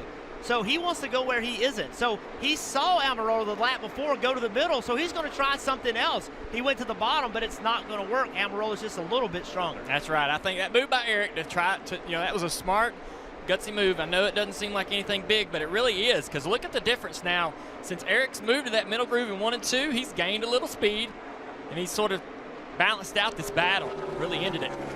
Marty. The window is open, guys. Green flag stops happening. Joey Logano coming to pit road. He told Todd Gordon, he said, I think chassis-wise we're not that bad. I've been sitting in traffic. That's my biggest problem. So Todd Gordon made the call to bring him to pit road early here. You see Martin Truex Jr., Cole Pearn making that same call. That paid off for them last time to get those fresh tires on. Denny Hamlin also leaving pit road. He told his crew, don't have any more problems on pit road. Remember, they got blocked in last time by the 42. All these guys wanting to come as soon as they could, including Kyle Larson. No mention of those electrical problems. He drove from 16th to 7th, but on his own on the racetrack, so no changes to that 42 car. A little bit of an air pressure adjustment, but no chassis changes to the 42. And so far, no issues here this time either when he comes to a stop on pit road, Kelly. Well, we saw Kevin Harvick try to make a couple moves there on Eric Almirola, just couldn't get to him. Kevin Harvick's been saying throughout this race that he is just too tight to begin with, but he gets better over the long run. It's going to be 4 tires fuel and an air pressure adjustment for the 4, Marty.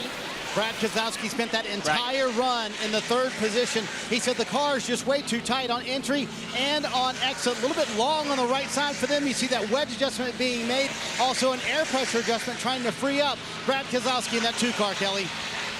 Eric Almirola continues to lead this race, but he'll bring that 10 Smithfield Foods car to pit road. He seems like he's been pretty happy with this 10 car, although I did hear mention of a potential air pressure adjustment for the rear of the car. They're also going to give him those 4 fresh Goodyear tires and Sunoco fuel. Now the real race for this lead is going to be when the 10 comes off of pit road. The 4 is already on the racetrack and up to speed just coming out of turn 4. We'll see how close it is. Again, those two are fighting for the lead before these green flag pit stops. There's a 10 car on pit road, and here comes the 4 car. So the 4 car pitted a little bit earlier, which means he had fresher tires, made some lap time up, and goes by Eric Almirola for what will eventually be the lead once all this cycles around. So obviously Almirola, because this is a big gap that he got him by. It wasn't a little bit, so this is more than just fresher tires. I think Harvick may have gotten on pit road a little bit better, maybe had a better pit stop. That's a big gap. Green flag pit stop cycling through. Right now it's Jamie McMurray that's out front, but Harvick wins on pit road. The first non-stage yellow flag that has come out. Well, Steve, who is the big winner in that caution? This could not be a bigger break for Clint Bowyer. Clint Bowyer was down 2 laps after the pit debacle in the first stage, all those speeding penalties. He ran 72 laps, down 2 laps. Great call on top of the pit box, the leader's pit. We're going to stay out as long as we can, hope for a yellow. He got a yellow. Let's take a listen in. Back in the game, boys. Way to fight there, driver. Appreciate it. Those are some blazing times. He has run very well. Debris is the reason for this caution, by the way, Steve. Rick, I bring it up because so many times we think it's a great pass or a great pit stop. Sometimes it can just be a little lucky break, Dale, right? Good strategy and a lucky yellow can change your whole day. That's right. Puts him right back in the game, and he's got his 3 teammates in first, second, and third place. I mean, they're fast today, so he's still got a chance to win this race.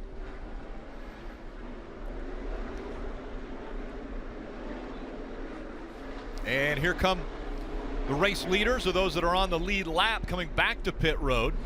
Dave.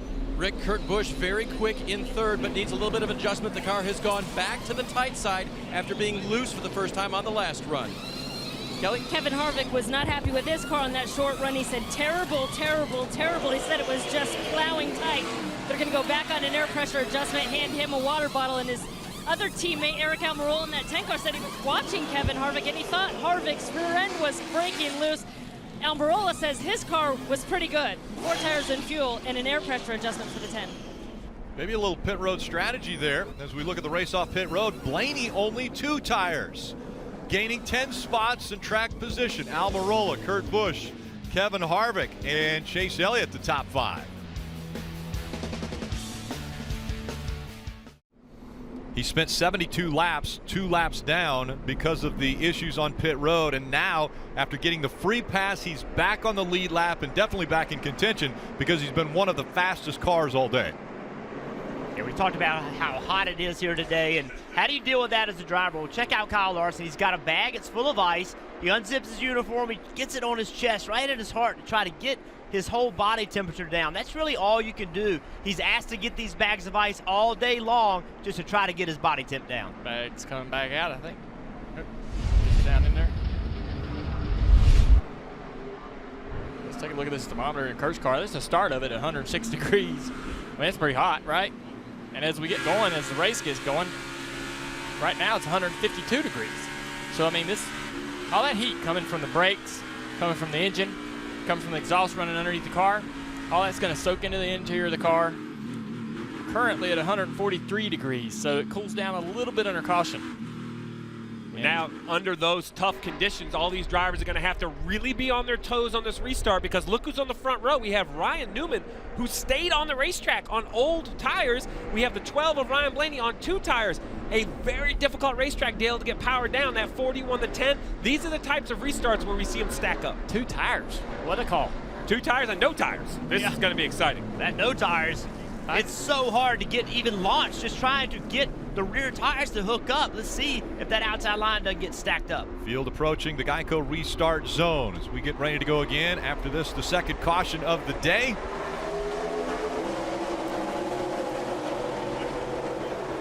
How are the 2 tires going to work? Ryan Blaney trying to hold off the 31 on the outside. He doesn't have fresh tires like the field behind him. Here comes Almirola, little wiggle as he goes by Newman. Kurt Busch on the outside. 2 wide for second. Almirola has it. Here comes the 4 of Harvick. What a pass on the bottom of the track. Surprised that 2 tires are doing as well as they are. I mean, if I'm coming down pit road, I'm getting 4 tires every time. At least I'm begging for them.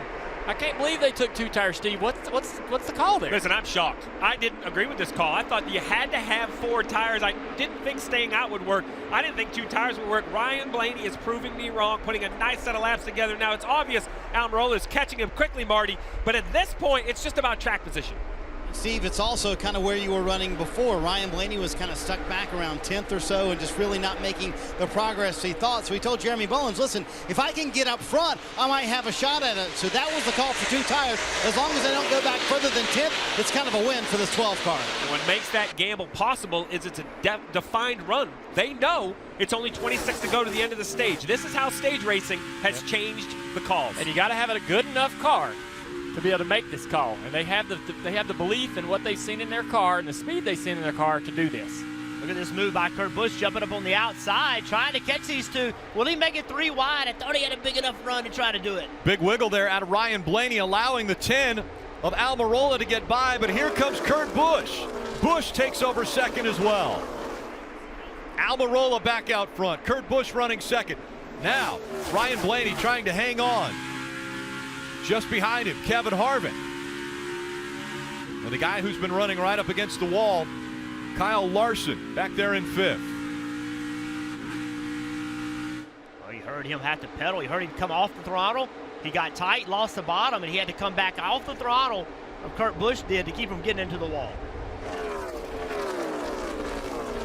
While this is going on, Eric Almirola, man, he's putting down some laps, driving away from these guys. Harvick back in 4th place, kind of stuck behind Blaney. Blaney's only got 8 laps on his left side tires, so that's why he's hanging in there pretty well. So Harvick's going to go to the top, try to get a run off of turn 4 to be able to try to make the pass down the front straightaway. Doesn't gain quite enough. A little bit of a run here. But this is good for Eric Almirola, because I think that he feels Harvick is his toughest competition right now. He's going to look a little bit further back and maybe think Bowyer might still be some tough competition, because Bowyer, after getting back on the lead lap, has moved up to 15th already. He's at 15th, and he ran the 5th fastest lap on the racetrack. That last lap, way back there in traffic. And Jeff, the further back you go, the tougher it is with that dirty air to make time. Oh, it's so much harder with dirty air trying to get up through the front. But Clint Bowyer, what he's gone through, this is great, man. He's been 2 laps down, spent a ton of time 2 laps down. It's like having a new life, a new chance to make something happen. So he just feels good. He's not going to be complaining a lot right now. That lap right there, he's 4th fastest of the field, and he's in traffic passing cars. I mean, once he gets up in clean air in the top 3, maybe the best car here today. 13th to 12th now, as he just went by the pole winner. Everybody's up to 3rd or 4th place right now. This pack, they keep mowing them down. Keep mowing them down. That's exactly what Clint Bowyer is doing. We got a unique camera today in the 4 car with Harvick. We're going to look down here at the pedals, see how he's using the gas and the brake and all that stuff. I always watched Kevin for years. Back when we had an association with them at Hendrick Motorsports, we'd get the information to be able to see his laps and see what he's doing with the throttle, and I always was amazed by how much throttle he used and how smooth he was coming off the throttle. And the thing about that is, Steve, when I watch him get down in the corner, he'll come off the gas real slow. A lot of guys jump out of the throttle. He comes off real slow. That's really slow. A lot of guys pop that throttle hard, and he'll obviously get feathering that throttle back down, trying to get drive off at a rough and slick racetrack. But he lifts kind of slow, and I think that it's because you set the car easier.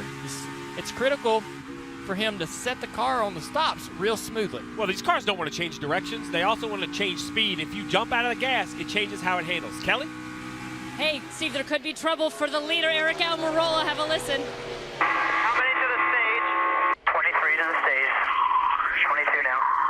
I got a loose wheel, pretty sure. They said it looked like they got everything tight when they watched the video down here, but just now Eric said it's getting really bad. I've got to come in.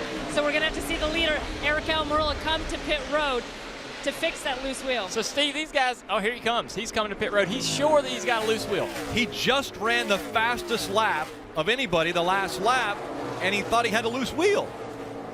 Yeah, but I like this call, Rick. We've already seen Clint Bowyer make up 2 laps. It's early in the race. Don't stay out there, damage the studs, potentially end your day. Eric Almirola is a race car driver. He knows what a loose wheel feels like. Come down and live to fight later in the race as they stop in front of the box there, Kelly. And Eric Almirola actually tried to feel it out for a couple laps since he first reported the loose wheel, but that last time around he finally just said, look, it's getting so bad, it's really bad in the turns. They're going to give him 4 fresh good years, and now he's on his way. Man, that's incredible that he was able to still run as fast as he was with such an issue, because when that wheel becomes loose, it affects the grip, it affects the balance of the car, and it scares you.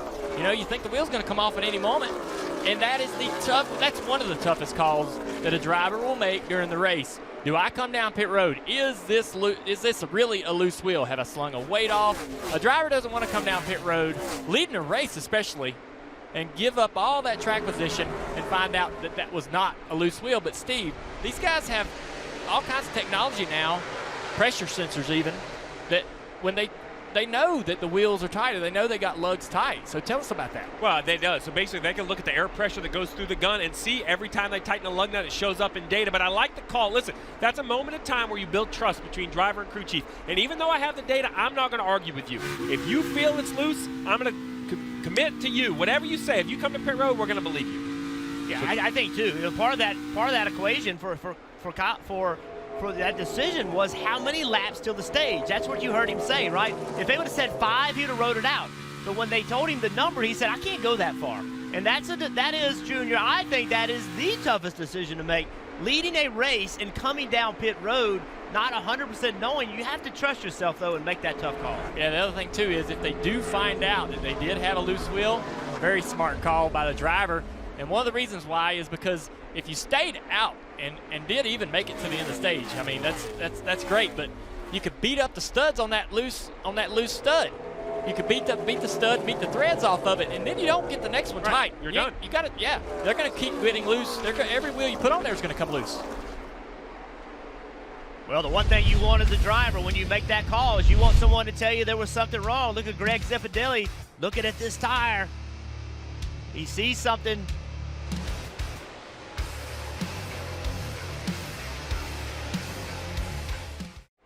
You're watching Monster Energy Cup Series racing from Chicagoland Speedway. This telecast presented by Steel. Battle for the lead continues to heat up.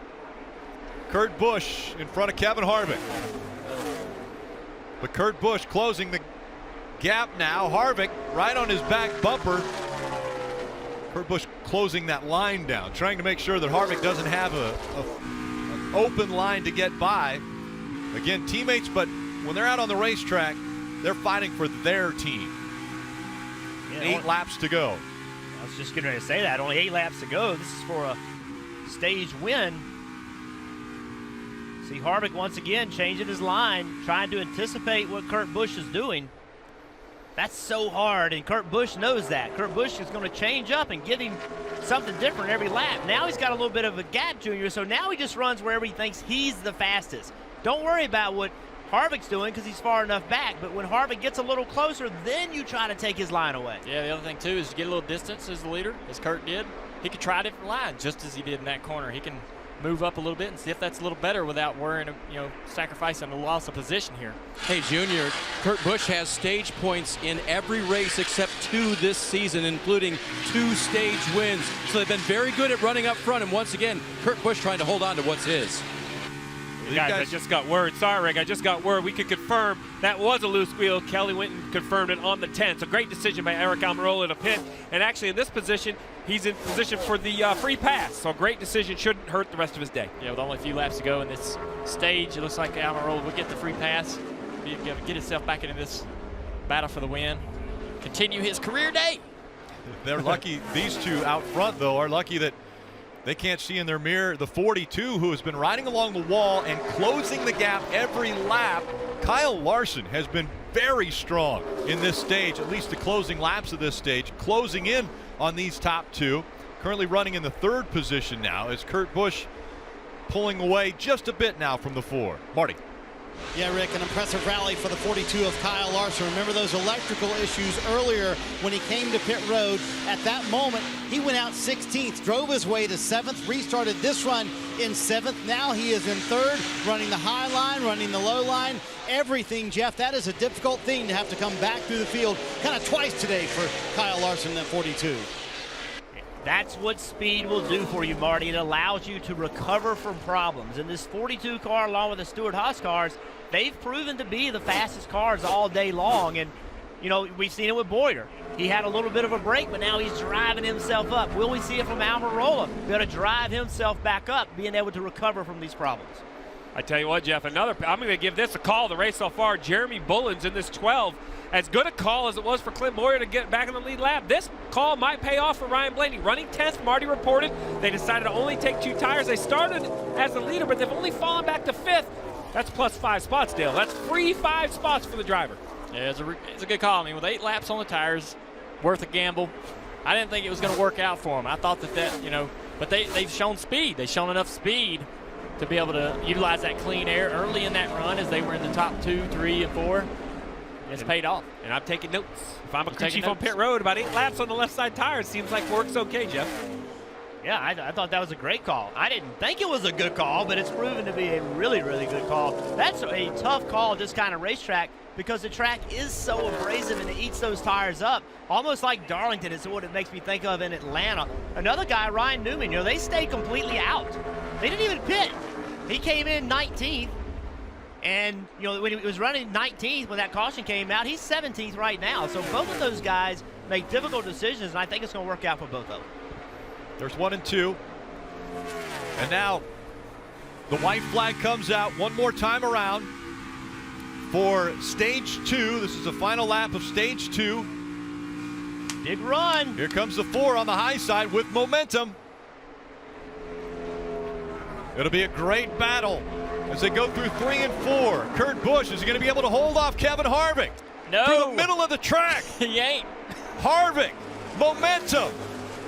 Can he keep it up? The 4 takes him all the way up to the wall. And Kevin Harvick's going to win. Wow, that was awesome. Man, I love stage racing. That was awesome. That was so fun. I can't help it. I'm trying to stay quiet there. It was jumped up on the outside and he gave him no room, pulled all the air off the side of him. With the stage win at hand, he didn't run up there by the wall. He got his left side on Kurt Busch's right side, pulled the air off of him, stole that win. The closer. That's right. He closed it. He closed. That's on what I'm talking stage about. 2. When they talk about teammates, I don't want to hear about teammates. I want to hear about winning. Look at this run. Teammates? Nope, throw that out the window. They're fighting for that stage point, that playoff point. It's on the line. All the way up against the wall. Harvick wins it. Here's Kurt Busch at the end of that stage. Championship. I mean, really? That's a teammate right there, everybody. Tuning in to NBC Live. That's what a teammate does. Never expected that from a teammate. Never expected it. Wow. You're racing. It's a stage win, man. You're racing. Very important. Field now on pit road. When Kurt regained his composure, he told his team, a little tight in the center, a little loose off. I need a water bottle, and they'll give him 4 tires and fuel, Kelly. Kevin Harvick started by saying, that change was way bad, we're way loose. After the Kurt Busch pass, he said, all right, it's just a little loose. Still, they're going to make a chassis adjustment and air pressure adjustment, Marty. 3rd and 4th, once again, pitting right beside each other. Martin Truex Jr. said, I don't know what to do to make the situation any better. I'm going to do my best to get around the 42 on pit road. A little free on exit for Kyle Larson. He wants water and ice as well. Their first wedge adjustment of the day. For Truex, he worked his way around Ryan Blaney. He said, I was tight there, but got looser the longer we ran. He said, I'm hoping that car gets a little bit better on the long run. Incredible battle off of pit road.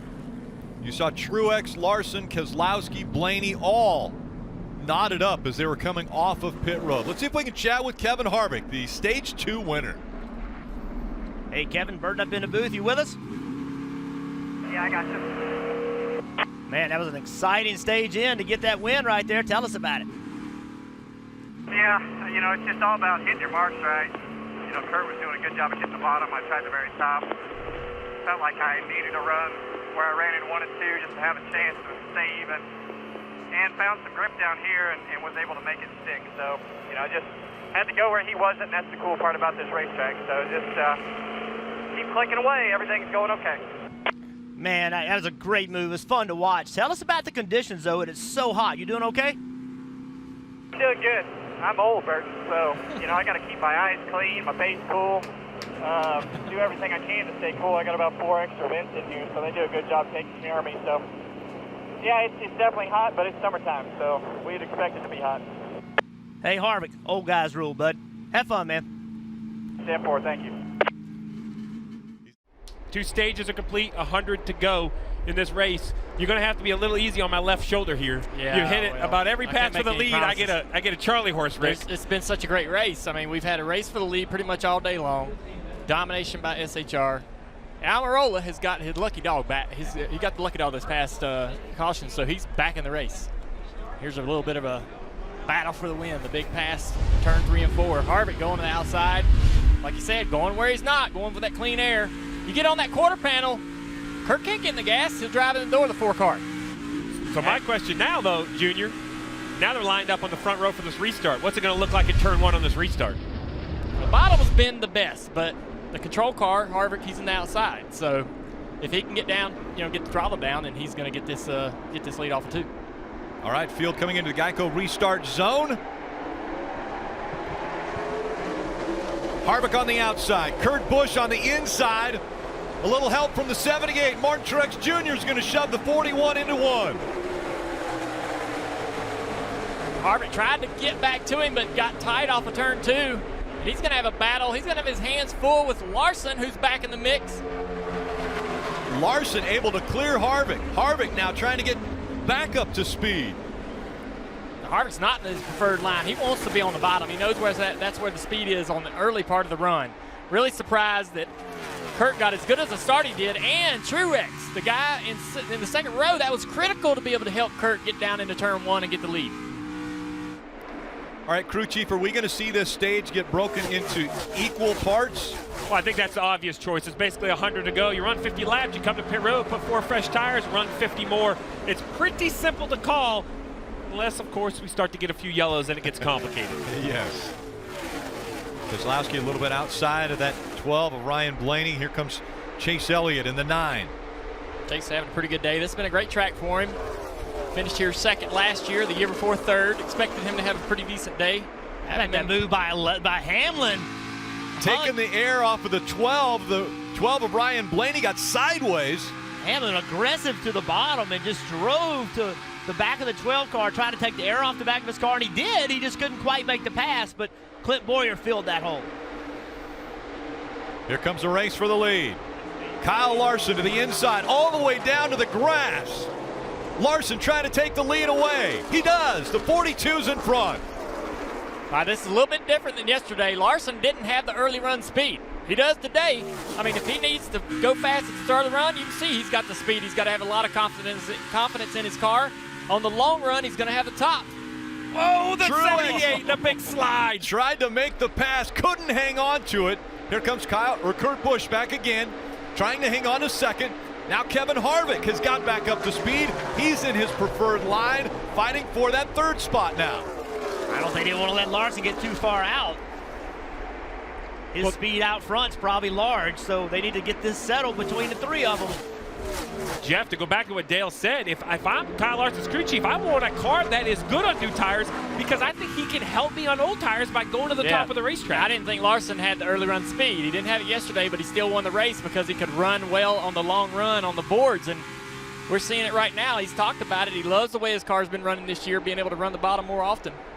These 3 aren't finished. Oh, this is a great battle. Harvick just takes second away. Kurt struggling just a little bit. Balance his car's changed just a little bit since his pit stop. That happens. Sometimes you don't make any changes.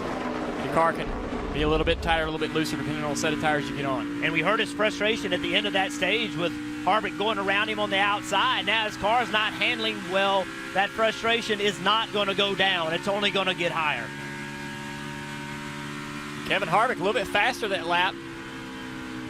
So he's going to try to track down Larson, and he's coming. Harvick doesn't want Larson to get too far out in front of him. Right now it's 0.4 seconds. The gap between 1 and 2. Kurt Busch back down to 4th. He's 1.2 seconds behind race leader Larson.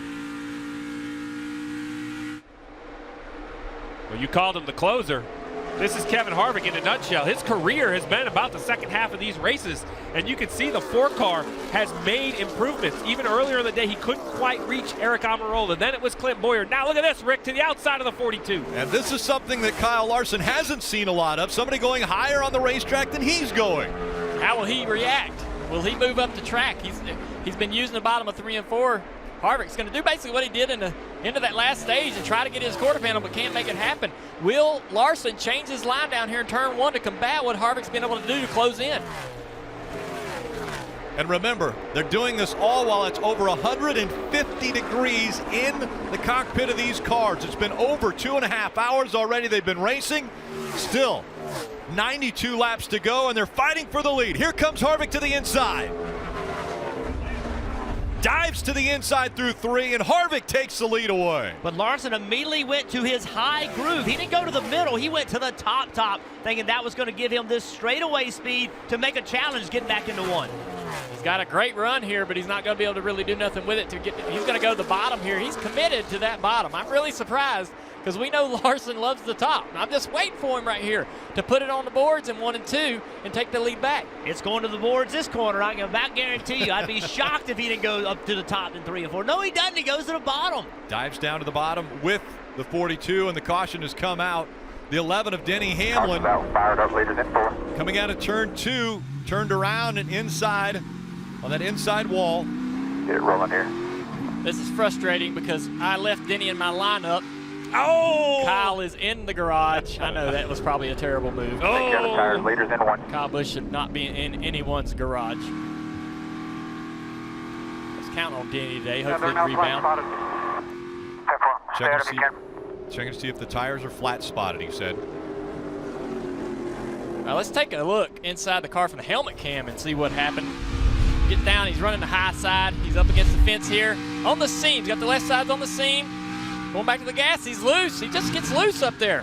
That was really interesting because you expect to have a lot more lateral grip up on the high side running that line, and I wonder if he had the left sides on that seam just a little bit too much. Explain the seam. You talk about the seam. That's just like tar they've put in where the pavement separates, and they kind of catch you. They're slick for the car to go across. Yeah, if the tires touch those seams, we've heard that they're a lot worse than they've been in the past. As this track ages, that's what you'll have. It's very similar to Fontana off of turn 2, and you don't want to have a tire on those seams for an extended period of time. It doesn't look like the left sides are there, but maybe the left front was, and it actually gained a little bit grip or hooked the car somehow. It's very surprising. Dave. 9 of Chase Elliott up to 5. It is coming around late in this race. Chase is doing fine as well. Just asked for a cold drink. 4 tires, no adjustments. Kelly. Kevin Harvick said that he was hitting the ground really bad when he was trying to run flat out up top. Other than that, he said the balance was pretty good. 4 tires and fuel.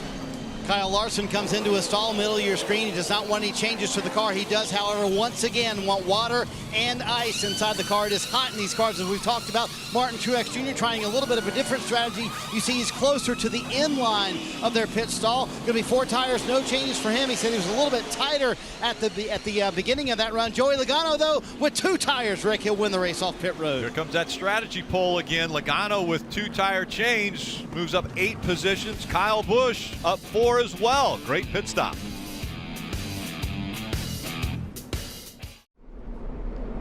Who's going to win the race, Rick? That's going to be determined by restarts. If we get late race restarts, we see it all the time. It matters. Watch this last restart. Martin Truex Jr. does a great job. This has turned into an art. He knows when he needs to launch, and his whole goal right here is to actually help Kurt Busch. Get into the back of him, push him. Harvick's got a great restart. Larson's not helping him at all. So right now, Truex is pushing him and pushes him into the lead. What does Truex do, though, with 5 to go on a restart? Does he try to make it 3 wide? His goal there was to push the 41 to try to help himself. He did not have to get any more aggressive because there's still 87 to go, Kelly.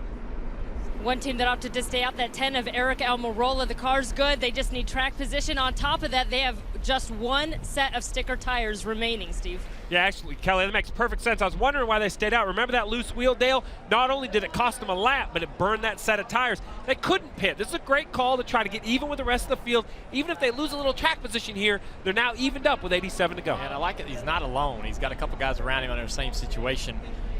So he should be able to hang in there and hang tough there. Marty. And Brad Keselowski decided to stay out there. Paul Wolf making that call. So they're actually a set up on everybody else, Steve. And he said the car's the best it's been all day. So that was one reason they stayed out. So they have 2 sets left with this 2 car that they can use for the rest of the race. 14 laps difference. The tires between Keselowski, Almirola, and the rest of the field. We'll see how much that will affect this restart. Logano on the back bumper of the 10. Now he dives to the inside. He'll try to take the lead away as they go into 1.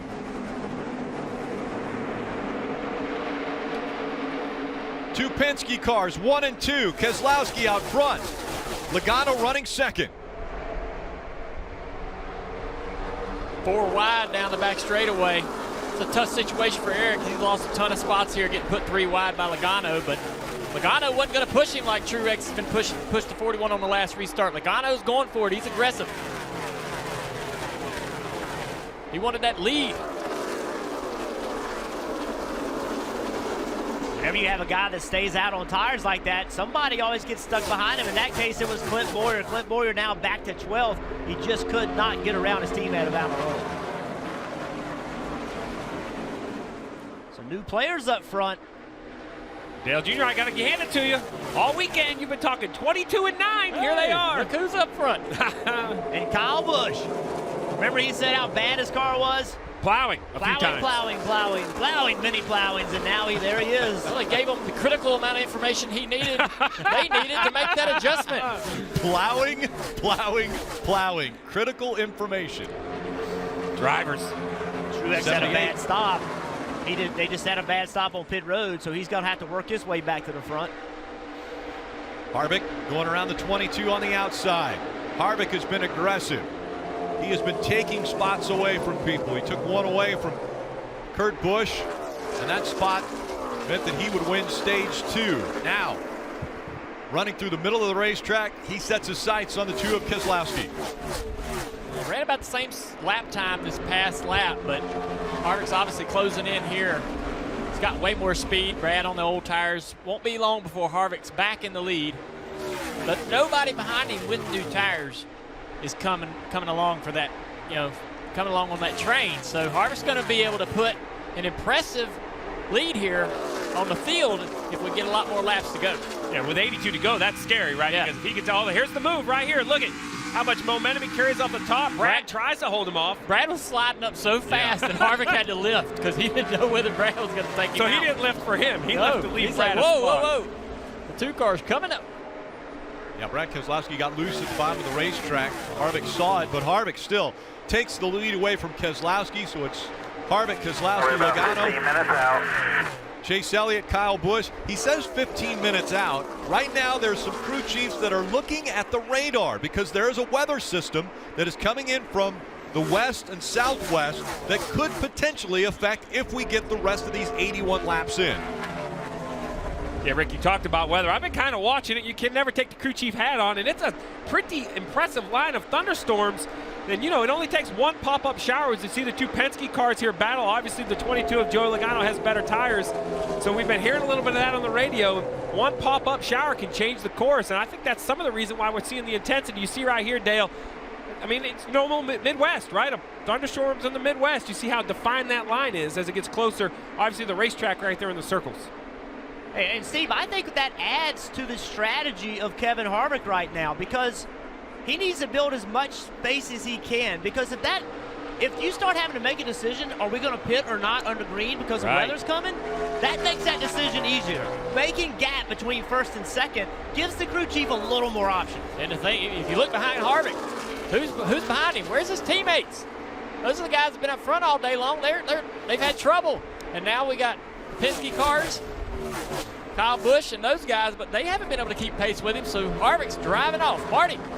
And Junior, to add to the weather, it's gotten a lot windier, and you see the cloud cover as well, and a lot of drivers saying that's changing the racetrack. So that's something you got to throw into the mix too, Steve, right? The weather is coming, the racetrack is changing, certainly a lot different than when we started this race. Much cooler out here. Well, my experience is as racetracks cool, the front tires gain grip. Maybe that's what's helped the 18. We heard, 9 plowings between adjustments. The track might be coming to him because the 18 is no longer a mid-pack car. He has worked his way up. This pass on the 22 will be for the second position. Kyle Busch trying to take that high side. A little bit of a fire on the 3 of Austin Dillon, the right front. He is on pit road right now. Yeah, that's a situation right there. Looks like a brake problem. Yeah, I would agree. It's hot. It's hot here today, and these brakes are going to probably suffer more than they've ever suffered all year long. Guys are going to have brake issues. These cars don't have a lot of drag, don't have a lot of engine braking. You're going to have to use the brakes to slow the cars down. Obviously, they haven't had their package built around cooling it enough. And well, this guy right here, the 42 of Kyle Larson, he complained about brake fade in practice. Sure did. So this isn't new for everybody as he makes a big move going around Chase Elliott. Some guys are lucky to have that issue in practice and be able to adjust. And unfortunately, it looks like Dillon's going to be pushing his car behind the wall. And look who else is coming into the picture. Just behind that 42, the 78. We started the show off talking about the big three, Harvick, Kyle Busch, and Martin Truex Jr. Well, right now they're running first, second, and sixth. And Truex Jr. still on the move. Yeah, Martin keeps having to dig himself out of a hole. They had a problem on pit road this last time. Restarted 12th. He's driven up to 6th. Remember the start of the race, he had to start in the back. So they just keep having to go to the back and clawing themselves back toward the front, Marty. And Jeff, it's really a product of the fact that they did not pass inspection last night. This team left the racetrack after 10 p.m. They finally passed inspection at 9:51. So those guys, along with Jimmy Johnson, Chris Buescher, and Denny Hamlin, all had their pit stalls given to them by NASCAR. They didn't get a chance to select them.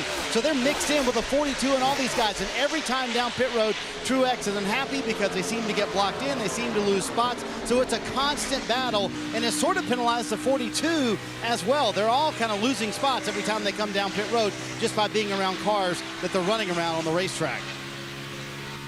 The gap between Harvick and Kyle Busch, 3.2 seconds. It's the Overton's 400 as we go NASCAR nonstop. 69 laps to go in the Monster Energy Cup Series racing from Chicagoland Speedway. This telecast presented by Steel. Harvick still out front, 3.4 seconds in front of Kyle Busch. Larson running third. Martin Truex Jr. up to fourth. Joey Logano is fifth. Well, that's what Kevin Harvick wants, right? This is where he's so good. Those left side tires right on the white line. He does this at Atlanta. He does this so many places where he just parts of the racetrack. Here he's in the top, but in 3 and 4, he's just digging on the bottom, Dale, and that's, I think, his strength. I think that's where he's his best. Yeah, I knew he was probably going to get a big lead here, but I'm watching Kyle Busch in second place, watching the lap times. Kyle was actually faster than Harvick the last lap. They've been kind of swapping speed back and forth every lap, so if we do get an opportunity to bunch the field back up, Kyle Busch has moved into the picture here, as well as Larson back in third, also has amazing speed. Dale Jr., the big three. We've talked about him all weekend. Why did we talk about him? Look at this. This is the big three coming into this race right here. Most wins this season. The numbers are unbelievable. 5 for Harvick, 4, 3 for Truex Jr. Top fives, double digits for all of these guys. Every track you go to, they're exceptionally fast, especially the 1.5 mile tracks. How about the laps led? They dominate all categories, first, second, and fourth.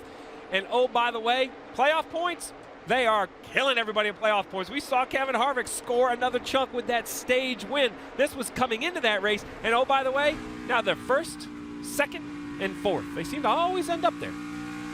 There's a reason they're called the Big Three this season.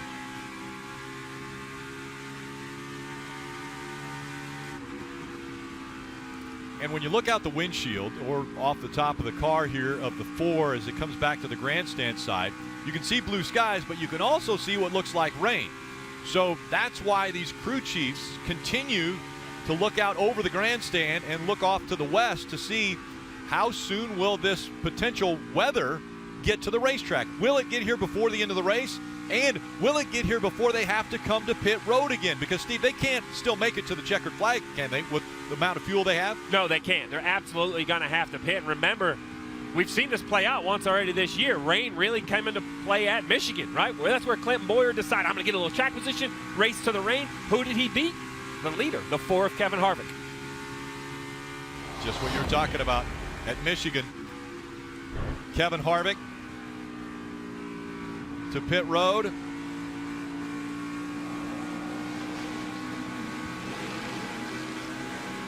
There's the decision right there. You see Clinton Boyer takes 2 tires. That lets him start. But then he closes it on the racetrack with 2 tires. Look at this move right here. Dale clears the 4 and was able to just run enough laps until the rain came. There it is. Second win for Clint. Second win of the season for Clint Boyer. But now it's all Kevin Harvick. Harvick out front. Still has that 3-second lead over Kyle Busch. And you just see Kevin Harvick, he's got a 3-second lead. He's not just riding around. He was sideways in the middle of 1 and 2. It's the only way you can go fast. Isn't that right, Junior? You cannot just ride around. You've got to push your car to the limit.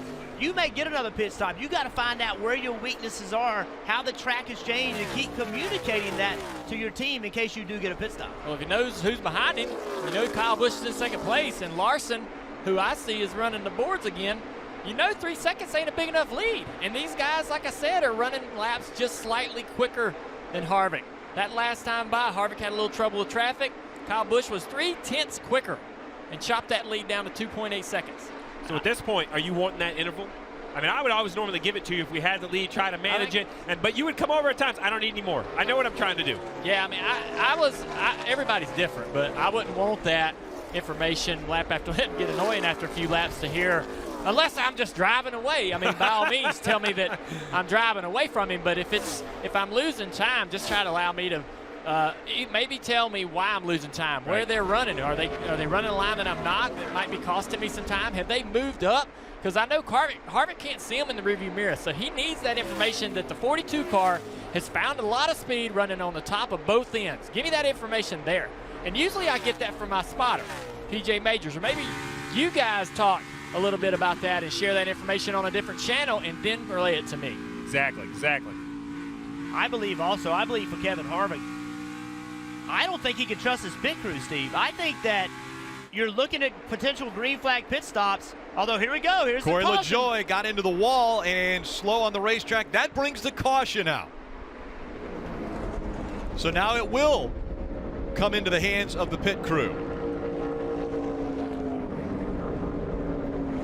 And will we see something crazy like what we saw out of Clint Boyer? 2-tire stop, no tires. So something Rick, anticipating precipitation. Hey, Rick, this is pretty interesting right here. So we had a couple teams that had to stay out here. We're going to take a little look at what happened to the 72 of Corey LaJoie. It's already in the fence there. Don't really know whether they had a right front tire obviously going down before that, or maybe just got into the wall trying to run that high side. Got a little. It's late in the race. It's hot. Yeah. I mean, if he didn't have a flat tire, doesn't look like it was flat, but it's late in the race. It's hot. Running that high line, you're going to make a little mistake here and there. So 2 drivers, I was going to say on the last pit stops, remember, Eric Almirola stayed out because he had to. Kelly reported they only had 1 set left. He's done a nice job. He's in 11th. You see off in the distance, it looks like rain and clouds are coming. Yeah. The 2 of Brad Keselowski, they stayed out to save a set of tires. The rain might actually hurt them. They have more tires in the entire field.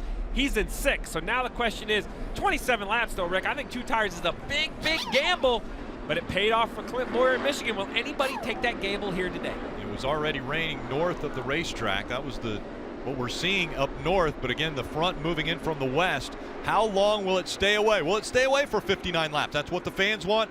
That's what these teams want. Kelly. Kevin Harvick in that 4 car from the lead will come to pit road. He told crew chief Rodney Childers that he needs to be tightened up just a little bit, getting into a corner and getting out of a corner, going to give him 4 Goodyear sticker tires and Sunoco fuel. The 18 of Kyle Busch, well, he's happier now. He says, she's rolling pretty good right now. You really helped my balance. He's going to get 4 tires and fuel, some water and Gatorade, Marty. Kyle Larson said he was too tight at the short run, but he wanted to be freed up a little bit at the beginning of the run, but it was pretty good at the end of the run. He wanted 2 water bottles, 1 to drink and 1 to dump on him. Kyle Larson leaving with 4 fresh Goodyear tires. Applaud the pit crew. The 18 team, a better stop than the 4 team. Kyle Busch will have his choice of lanes when they come back to the restart. Well, guys, let's go back to Chicagoland here just for a minute. We got some big restarts coming up, and look what's happened on these restarts in the past. So Martin Truex Jr., we showed this a little bit ago. This is an art. You've got to push. He pushes Kurt Busch. Great job. Gets right through his bumper and actually moves him in front of Kevin Harvick. We're going to see a lot of pushing on these restarts because of the advantage it gives you. Now, Joey Logano. He's got Eric Almirola on a little bit older tire. Push, and now he hangs a left. Tries to make it 3 wide in an effort to get position. These are things that we're getting ready to see, Junior. We're going to see some extremely aggressive restarts because now it's getting time to drop the checkered flag and somebody's going to take that trophy home, and you can earn it right now. Yeah, we've been seeing them guys fan out, get 3, 4 wide, further back in the 3rd, 4th, 5th rows. Now I think we're going to see these guys starting to get more aggressive in that front 2 rows. Front 2 rows made up of Kyle Busch, Kevin Harvick, Kyle Larson, and Martin Truex Jr. And Kyle Busch hadn't been here all day. He has not had a restart all day in the front. Is that going to hurt him? Is that inexperience of what he's been doing and what he hadn't had a chance to do? Is that going to hurt him right here? What was it doing again? Plowing. We'll see how well it does. He has chosen the outside line, Harvick on the inside line. 55 laps to go. Kyle Busch he's already a car length ahead by the time they get to the flag stand. Logano dove all the way down to the apron trying to take positions away. They didn't have a good pit stop, so he'll try to make up some of that ground. Truex and Keselowski on the outside will make it tough on Harvick down here. Harvick trying to clear Truex. Truex on the outside, trying to take that spot away. That inside line just prevailed.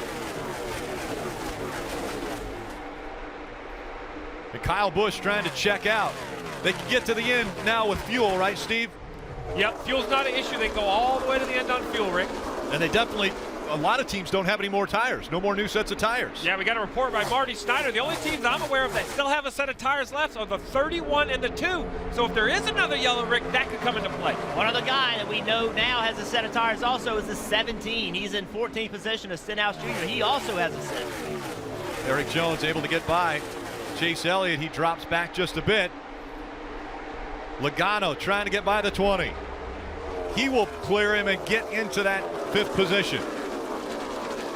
So really, I mean, if this race, it's 53 to go. If it goes, 20 laps here and we get a caution, those guys with that set of tires, they're going to win the race. Oh, yeah, it's game over at that point. Well, you say that, but there's a lot of cars on the lead lap. Yeah, but Jeff, I think they're all going to pit cars for cool tires. I think they're all going to come for cool tires. That's interesting. I didn't even think about that. Yeah. You think they got tires? Right here, Almirola take them 3 wide. Almirola all the way to the grass, trying to get by Clint Boyer and Chase Elliott. He's going to make it as they go into 1. Remember how good of a day it's been for Almirola. Has led more laps today than he has in the prior 3 seasons. He's looking to get back to the front with 52 to go.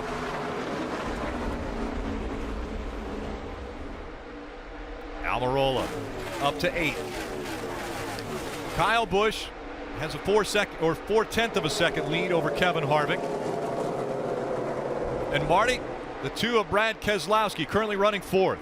And Rick, you never know when a race might be won. Paul Wolfe made the call to not pit when everyone else pitted at lap 178. So that means they have 1 extra set of tires versus the rest of the field. But is there a problem on the 2 cars? Kyle Larson tries to pass him. Take a listen on the radio. I got a loose wheel here. I just see what I can get. Big time loose rear wheel. It's not undrivable yet. Not undrivable yet. Junior, walk me through that. You know you've got a loose wheel. You're trying to hang on to it because you know you have an advantage on the rest of the field if this thing runs green and we get another caution. There's a lot of things to think about there. If he has to come down pit road to fix a loose wheel, there goes that advantage. There goes that set of tires on the car that would help him win the race should we get a caution here in 10 or 20 laps. But it's very scary to be out there on a wheel that could fly off your race car. That's what the potential is, and Brad knows that he has to decide that. He can't get information from the crew, or they're not going to tell him. They don't feel it. They don't know how bad it is. His crew chief's not going to bail him out and say, "Come on down, buddy. If we're just going to go ahead and do it." You got to be the one to make that decision. Whether the wheel's about to come off, how long can you go? And it's tough. I mean, it's just a really, especially this late in the race, you just 49 to go, and he knows the advantage he has in that set of tires back in the pit that's going to help him win this race should they get a later call. He knows that situation, so that makes it even harder to have to come down pit road. Basically, he doesn't want pit. Well, back up front, we see Kyle Busch is still leading the first laps he's had all day. And Kevin Harvick is trying to do something different. Now, Kyle Busch has been a little bit quicker than Kevin. So Kevin's got to try something different. So we've seen him running a different line in 1 and 2, just like all day long. When somebody gets out front, you're going to have to try something different. Right here, you're in a bad spot. Aerodynamically, the wind's coming off your car's not got the downforce, so you got to try something different. Right now, he's gone back to the bottom. Can he run Kyle Busch down? He's had the best car most of the day, but now that Kyle Busch has clean air, Kyle has the best car. Kelly. Oh, man, we could have problems again for the 10 of Almirola. He reported a loose wheel yet again. Before it was a left rear that had come loose, so they called him down to pit road to give him 4 new tires. These are going to be scuff tires to see if that fixes the problem. But man, for a driver who was leading this race, he's had to come to pit road 2 extra times to fix the loose wheel. Well, Kelly, it doesn't do any good at this point, but you have to ask yourself, did the original loose wheel damage something that has now caused a second loose wheel? In the end, it doesn't, you know, it's self-inflicted. These are the types of things the 10 can't do. When you want to outrun somebody like Kyle Busch in the 18, you just have to have a clean race. We talked about how the heat might affect these drivers mentally. Well, what about the crews? Is that why we're seeing potentially some loose wheels where maybe the crew's not hitting all 5 lug nuts because of the temperature and what it's been doing to them? You know, Rick, it's impossible to say why. We haven't seen a lot of loose wheels lately. We have rashed them today, but without a doubt, you are absolutely right. Just like Chase Elliott, Daniel Suarez, and some of the drivers, most of these pit crew guys work both the Xfinity race and the Cup racing. They are in those same fire suits. They're sitting down on pit road in over 100-degree heat index. Very easy to lose focus, get dehydrated, not be at your best. Kyle Busch in front of Harvick and Truex Jr., the big 3, the top 3 right now in Chicago as we go NASCAR nonstop. You're watching Monster Energy Cup Series racing from Chicagoland Speedway. This telecast presented by Steel. You didn't miss anything here. This great battle for the lead. Kyle Busch out in front of Kevin Harvick. Harvick searching around the racetrack, trying to find grip, trying to find a little extra speed, and it's working. Now he's all the way to the back bumper of Kyle Busch. He's gone to the top, the very top in the middle of both corners, and it's just helped his exit speed so much. Watch right here as he goes down the front straightaway, how much ground he gains on the 18 car. You're watching 2 of the best in the sport duke it out right here for this lead. Kyle's going to change his line right here. Look what, and then Harvick's going to change his line. Harvick sees that and kind of prepares for that. He knows as he's getting closer to Kyle that Kyle's watching, and Kyle's going to change his line. So he's prepared to make an adjustment on entry if he needs to, and he did just there. All right, Junior, what's the best place for the 18 to put his car? Does he want to be right in front of the 4 every time they enter the corner? Well, I think that he sees the speed the 4 is making up top, that, you know, he wants to go to the top. I thought Kyle made a lot of great speed over the last run against the fence. So he knows, and I know, that he can get up there. And there he goes. He's right against the wall. He's going to find speed up there. And just like we've seen in the past with Eric Almirola and other drivers, he's going to end this battle right here, man, because he's going to find speed up high. I didn't think he'd run the middle there because the bottom's been so dominant in 3 and 4. And you can see Harvick makes a lot of ground running the bottom there. So Kyle may end up going back to the bottom in 3 and 4 after this lap. But 1 and 2, there's a lot of speed for Kyle up against the wall. He knows that. Let's listen into the 18 radio. He found some speed 1 and 2 now, entering between second and third seam, sliding across and straddling and leaving. This is a tough situation for Kyle. He had to come up underneath a lap car on corner exit there, didn't get to use the throttle. You see Harvick running the high side, gained a lot of ground there. Getting through these lap cars, really critical. Another lap car coming up. Kyle gets to use the throttle, open up the wheel off the corner. Only 36 laps to go. Now 35, and the sun peeking back out. So hopefully the weather is not going to be an issue for the end of this race. And right now, a great battle continuing between Kevin Harvick and Kyle Busch. I think what Kyle did a really good job of right there, he saw Kevin Harvick loose off the corner, was as soon as he got to the top lane, he went fast. He didn't have to learn how to do it. I think that's extremely impressive. Junior, it's so hard to change your lane and just all of a sudden find speed, but that's what he was able to do. Well, they've been working at it all day long. It's really hard to do that at the start of the race in the first 40 to 50, 100 laps. They've been working all day long on that high side and got it learned. They learned it pretty well. Look at the speeds of the line. Kyle Busch, the fastest. But see who's coming. As we watch this battle, Truex, Larson. Larson is coming. Bowyer is coming. If these guys continue to race, we're going to have bigger than a 2-car battle. Coming to 33 laps to go. Harvick trying that high side in 3 and 4. He sees that now Kyle's adjusted his line and Kyle's driving away. Well, I got to find something new. So what I have isn't enough anymore. So he's trying that high side in 3 and 4. He's determined to make it work. So how much are you seeing? How much is Kevin Harvick getting from his spotter? Kyle Busch getting from his spotter? I would assume they're getting a lot of information.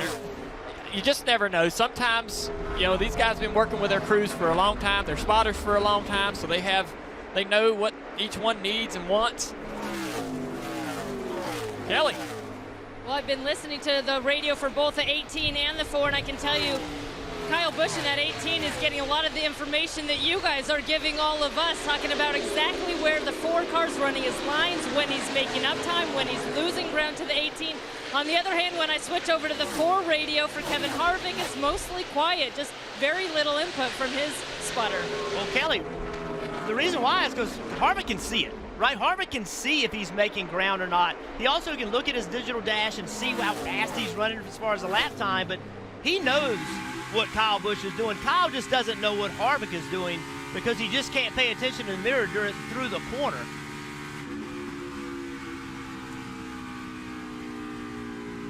Kyle had to go to the bottom there for a lap car. Kyle probably would have rather ran the top, but had to go to the bottom there. It's going to give up a little bit of time to Harvick, who ran the top, but Kyle's found some speed. Yeah, they're working around, but behind these two right here, I had mentioned the 78 of Martin Truex Jr. and the 42 of Larson. Well, Dale, you talk about running the top. You say Larson's the best at it. He's proving it here. Truex stuck at the bottom, 42 running the top. Look at the momentum the 42 will have down the front stretch. Marty. It's been a day of making up ground for Kyle Larson, also Martin Truex Jr., but Larson trying to use that high line. And we talk about the big 3. I asked Larson, I said, how close are you guys in the 42 team to catching the big 3? He said, I think we're really close, but what a statement it would be if he could get his first ever 1.5 mile win. That would be huge, and maybe we would have to say the big 4 instead of the big 3. But Kyle Larson coming here late in the race, does he have enough time in 30 laps to catch those lead cars? Right there, Kyle Larson was a 10th faster than the leaders. Making a pass on the 78 on this lap. Gave up a little bit of time there, but still faster than the leaders. Yeah, it's 3.5 seconds now. Larson is back. Does he have enough time with 29 laps to go? NASCAR nonstop. It has been very hot in this Monster Energy Cup Series race from Chicagoland Speedway. You see the temperature there, over 152 degrees inside the car. It has been a long time that they've been in these cars at that temperature. Make sure to stay with us after the race. 5:30 post-race, victory lap at 6, and the Dale Jr. download with Denny Hamlin at 7. They may talk about the Denny face, and I wonder what face Denny will make right now running inside the top 10. So the question is, does Kyle Larson have enough time? He has been running the fastest laps consistently over the past handful or more laps, faster than Kyle Busch, faster than Kevin Harvick. He's 2.4 seconds back, 23 laps to go in this race. We went from a question to a heated discussion over in this booth. Dale Jr.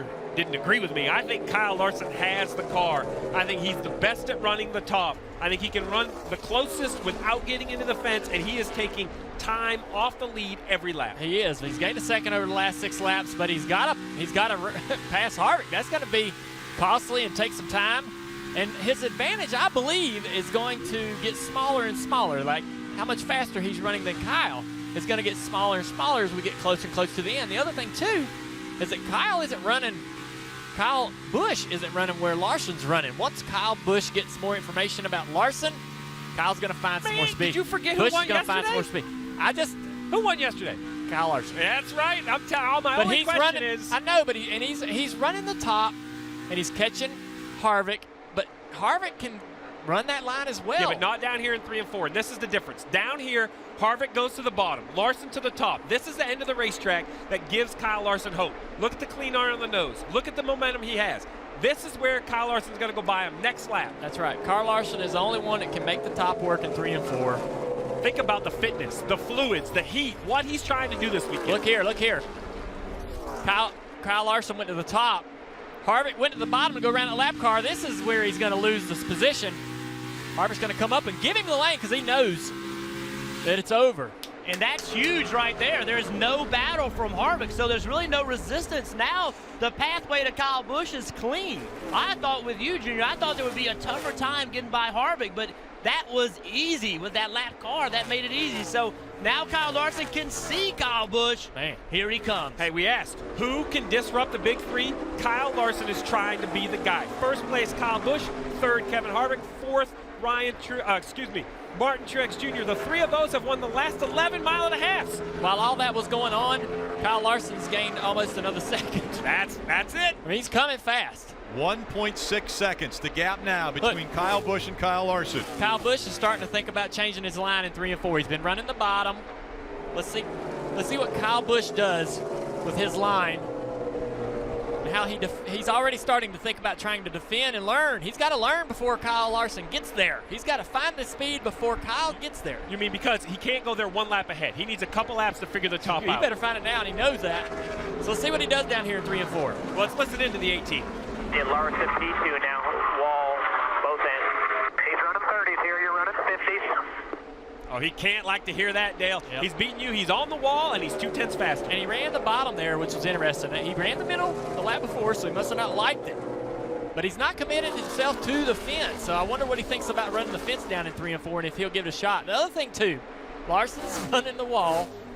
I mean, he's as close as you can get to it right there. Can he stay off of the wall?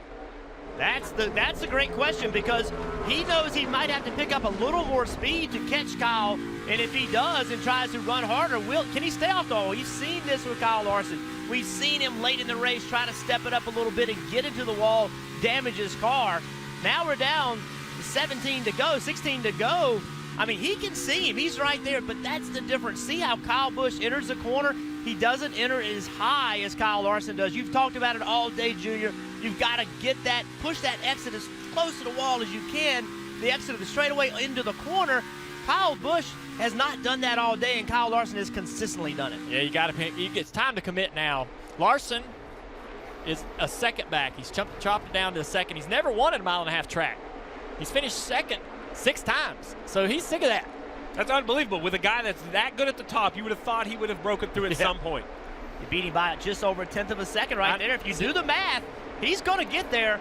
The big question is when he gets closer to him and Kyle Busch moves up, does it take the air off of Kyle Larson and hurt his advance? That advantage, his advantage of speed over Kyle Busch is going to get smaller as he gets closer to him. But it's the same issue. I still think 3 and 4 is the key. They both run the top in 1 and 2, but Junior, 3 and 4, Kyle Busch is going to have to decide, can he stay on the bottom of the racetrack or does he have to defend up top? Hey guys, yesterday we saw in the Xfinity race, he ran all the way up top to get the lead and then dove down to the bottom and won the race. So we saw him run both the bottom and the top yesterday. Does he have the bottom as an option if he gets up to the 18 and the 18 takes that high line away? I don't know if he can. I don't know if he can beat the 18 on the bottom. I mean, the 18's leading the race. He's a fast car. You look, Kyle right there, Kyle Busch, he ran the top of 3 and 4.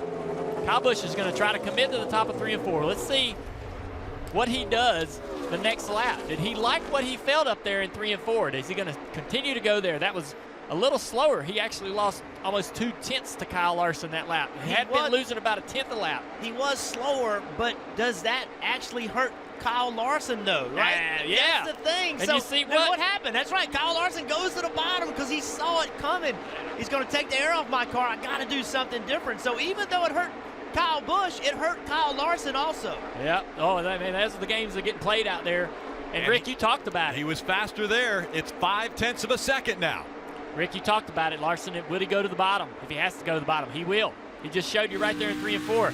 I don't know if he can win the race down there. I don't know if he can make a pass for the lead running the bottom. Well, traffic, guys, out in front of Kyle Busch. I see 6 or 7 lap cars, slower cars, that Kyle Busch is going to catch. Now we see the 42 back up against the wall. That's what, I mean, when Kyle Larson sees the 18 go to the bottom, big smile on his face. You heard that information right there. What did the crew chief say? He likes the bottom of 3 and 4, top 1 and 2. Marty. And Kyle Larson has asked for help with those lap cars. He told his spotter, he said, clear the top for me, clear the top. They got in the way one time, and he had to dive to the bottom, so those lap cars could be a factor, guys. Oh, they will. There's a lot of them in front of these guys. They're going to have to navigate that, and I think that could play a huge role. I think it will play a role in who wins this race, who gets through the lap cars the best. Coming up on 10 laps to go. These two have finished 1, 2, 7 times between Cup and Xfinity Series races. The guy who's always finished out front has been Kyle Busch. Could that change today? Kyle Larson chasing down that 18. Good run right there off turn 2. You see the gap getting smaller. It's gonna, with the 10 to go, it's hard to get your mind in, hey, I don't have to get it all in one lap. You can't push too hard and make a mistake if you're Kyle Larson. But that lap traffic, that really hurt Kyle Busch right there. Big time. This shows you how good Kyle Busch is. He just went by Chase Elliott. Chase Elliott's average finish at this racetrack before today, 2.5. Here comes the 42. He's moving to the middle of the racetrack now. He's forced to go there because of the lap cars and the advantage the 18 lost in 3 and 4. He gained it back. Yeah, it actually may have hurt Larson more than it hurt Busch. Busch back to the bottom of the racetrack. Larson, his comfort zone up against the wall. Look at the momentum he has coming off the wall. Big run right there. That was solid throttle, and it's there in the corner by the 42, man. He is digging up there. It's a slick racetrack. We can't express that enough. Oh, he's going to the bottom here, 1-2. How about that, Junior? Went to the bottom. It surprised me.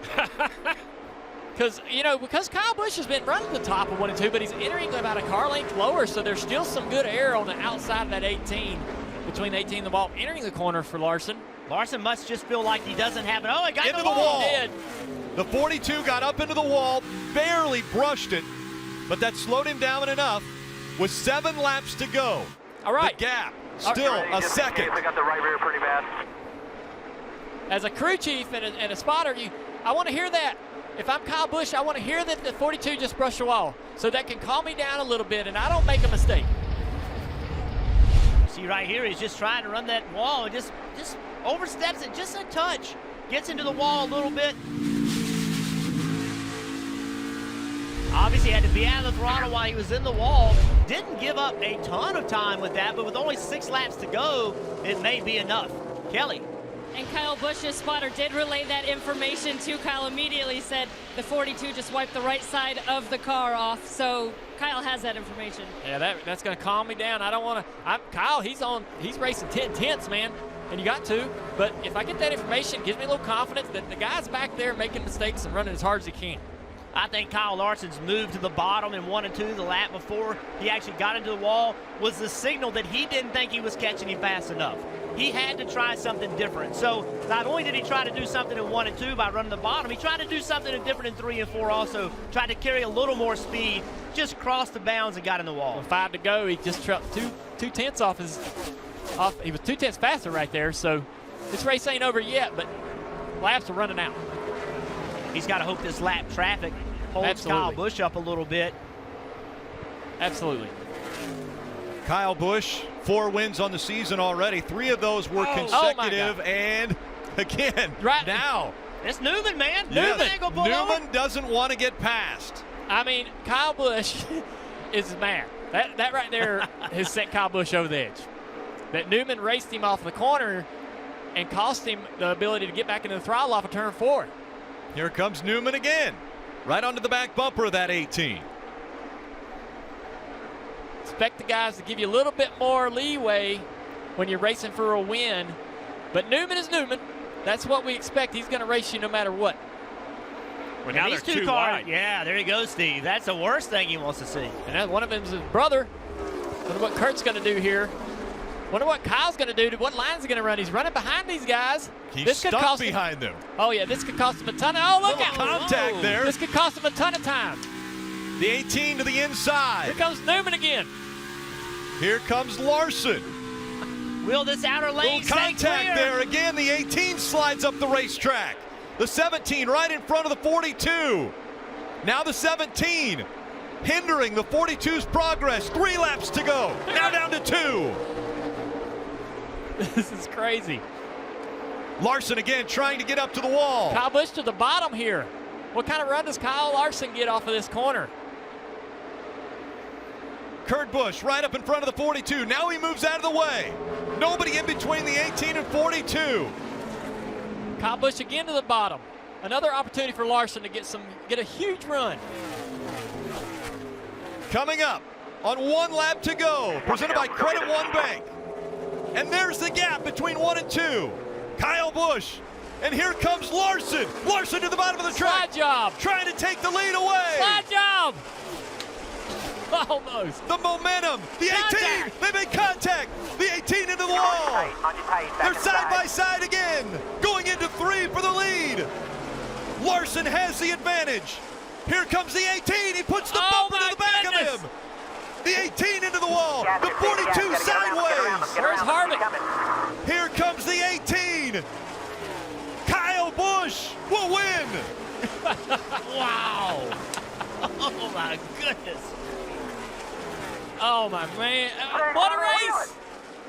What a great race. That's what it means to win in the Monster Energy Cup Series. Never give up, guys. Never give up. Look at the thumbs up, though. Look at the thumbs up. Respect. Yes. That's good racing. Kyle put that big slide job on Kyle Busch. And Jeff, he has to know that opened the door, right? That's where right. the thumbs up came from. That's right. The move he made on the 18 off 2, the 18 retaliated in 3 and 4. That's hard racing. I'd love to see that harder racing and a thumbs up from the guy who didn't go to victory lane. Absolutely. Kyle Busch wins in the Monster Energy Cup Series for the 5th time this year. Look at the right front tire's going to come off. The crowd went wild on the last lap. We went wild.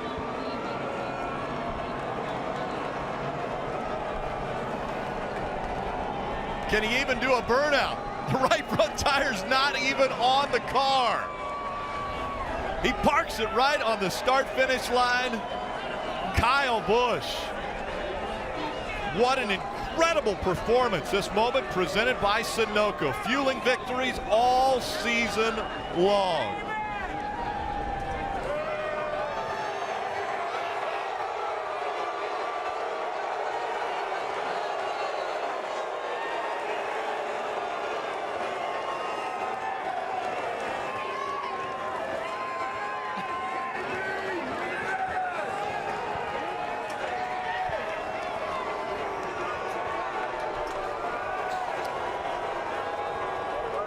The signature bow to the crowd after he grabs the checkered flag.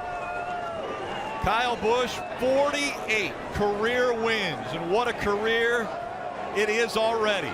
The 2015 Cup Series champion.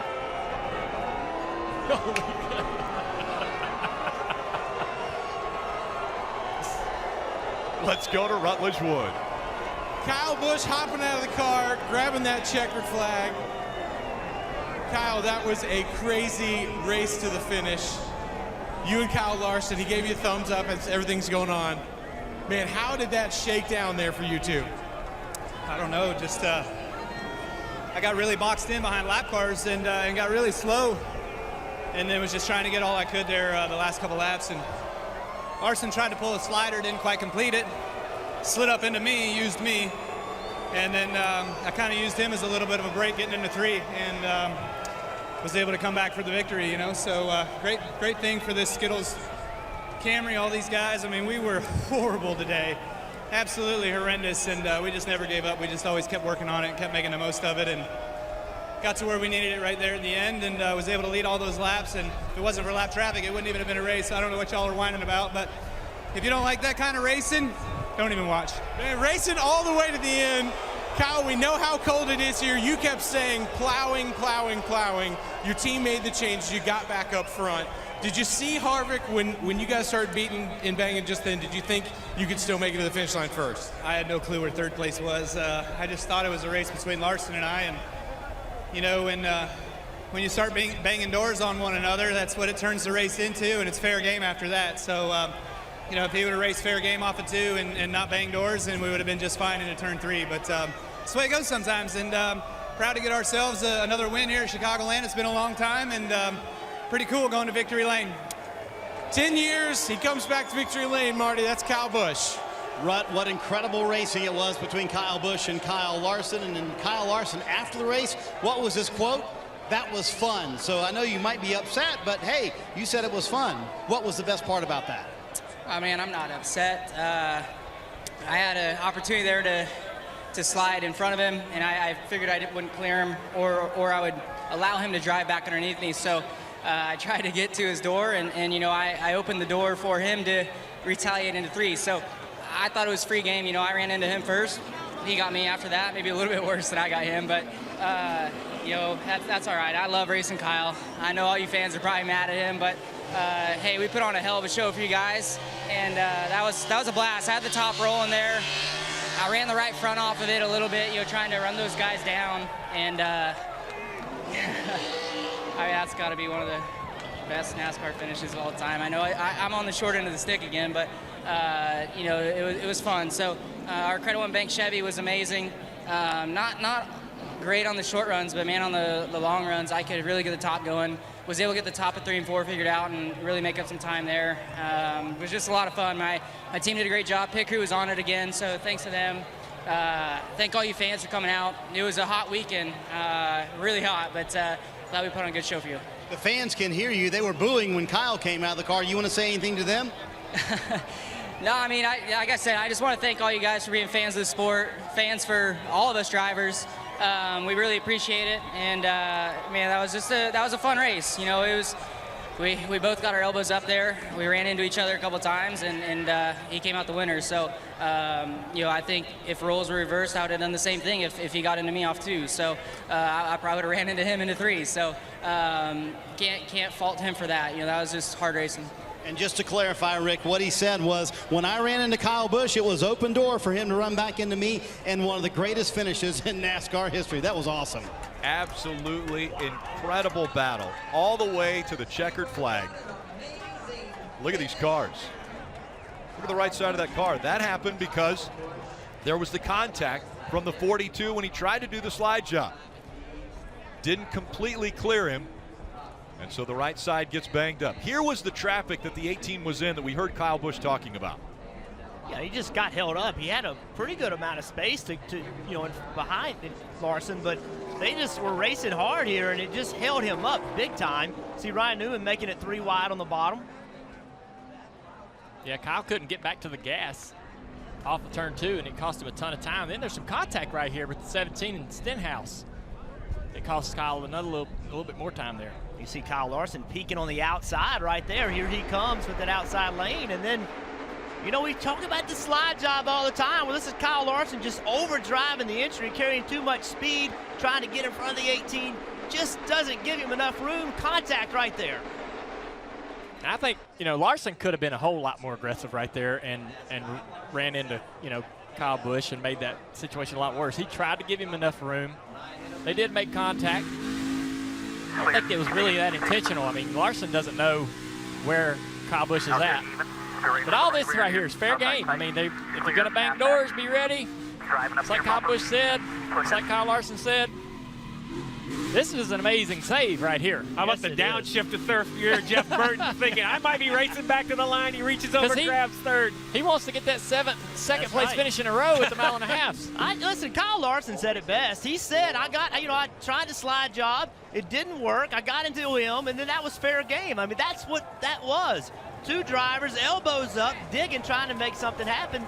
If you're this man right here, you just got run into, coming to the checkered, well then you're going to run into the guy that ran into you if you can. Let's hear from him. He's down there in victory lane, a makeshift victory lane, and Kelly. And of course, the first priority there, the family, wife Samantha, son Brexton. The Skittles were flying, the NOS Energy drink flying there. Kyle, first you had to go toe-to-toe with Kevin Harvick, and then it was Kyle Larson. And the way that thing played out, is that what this sport is all about? Yeah, it is. I mean, tried to pull a slide job and didn't quite get it all the way. I don't know if he wasn't close enough to get it all the way. But when he got into us there, it got me into the wall and just killed my right side, and it was on after that. You know, it's just a race on who can get back to the checker flag first. And fortunately, we had just enough in this Skittles America Mix Camry to get back to victory lane. This Toyota Camry was horrible today, and we made the most of it. Adam Stevens and all my guys, they did a phenomenal job of race adjustments throughout the entire race to get us where we needed to be there at the end, and got us. We got some clean air finally. My pit crew did a great job helping me there, and it was a way different race car out front. So again, thank Interstate Batteries, NOS Energy Drink, Cessna, Ream, Stanley, DVX Eyewear, Black Clover, and of course the fans, my fans. They're pretty passionate. They're pretty powerful for what we got going on with Rowdy Nation. The rest of them, I don't know what they're booing about. That was a hell of a race, so you got problems if you don't like that. All right, from a race car that was horrible to one that made it to victory lane, that has the makings of a championship caliber team, Rick. Absolutely, Kelly.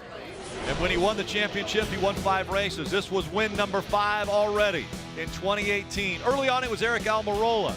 Then it was Kevin Harvick, the 2 best cars on the track. At that time, the 18 wasn't any good. The 42, always good, always great along the wall. But in the end, it was the 18 who outduked the 42 to get the win here at Chicago.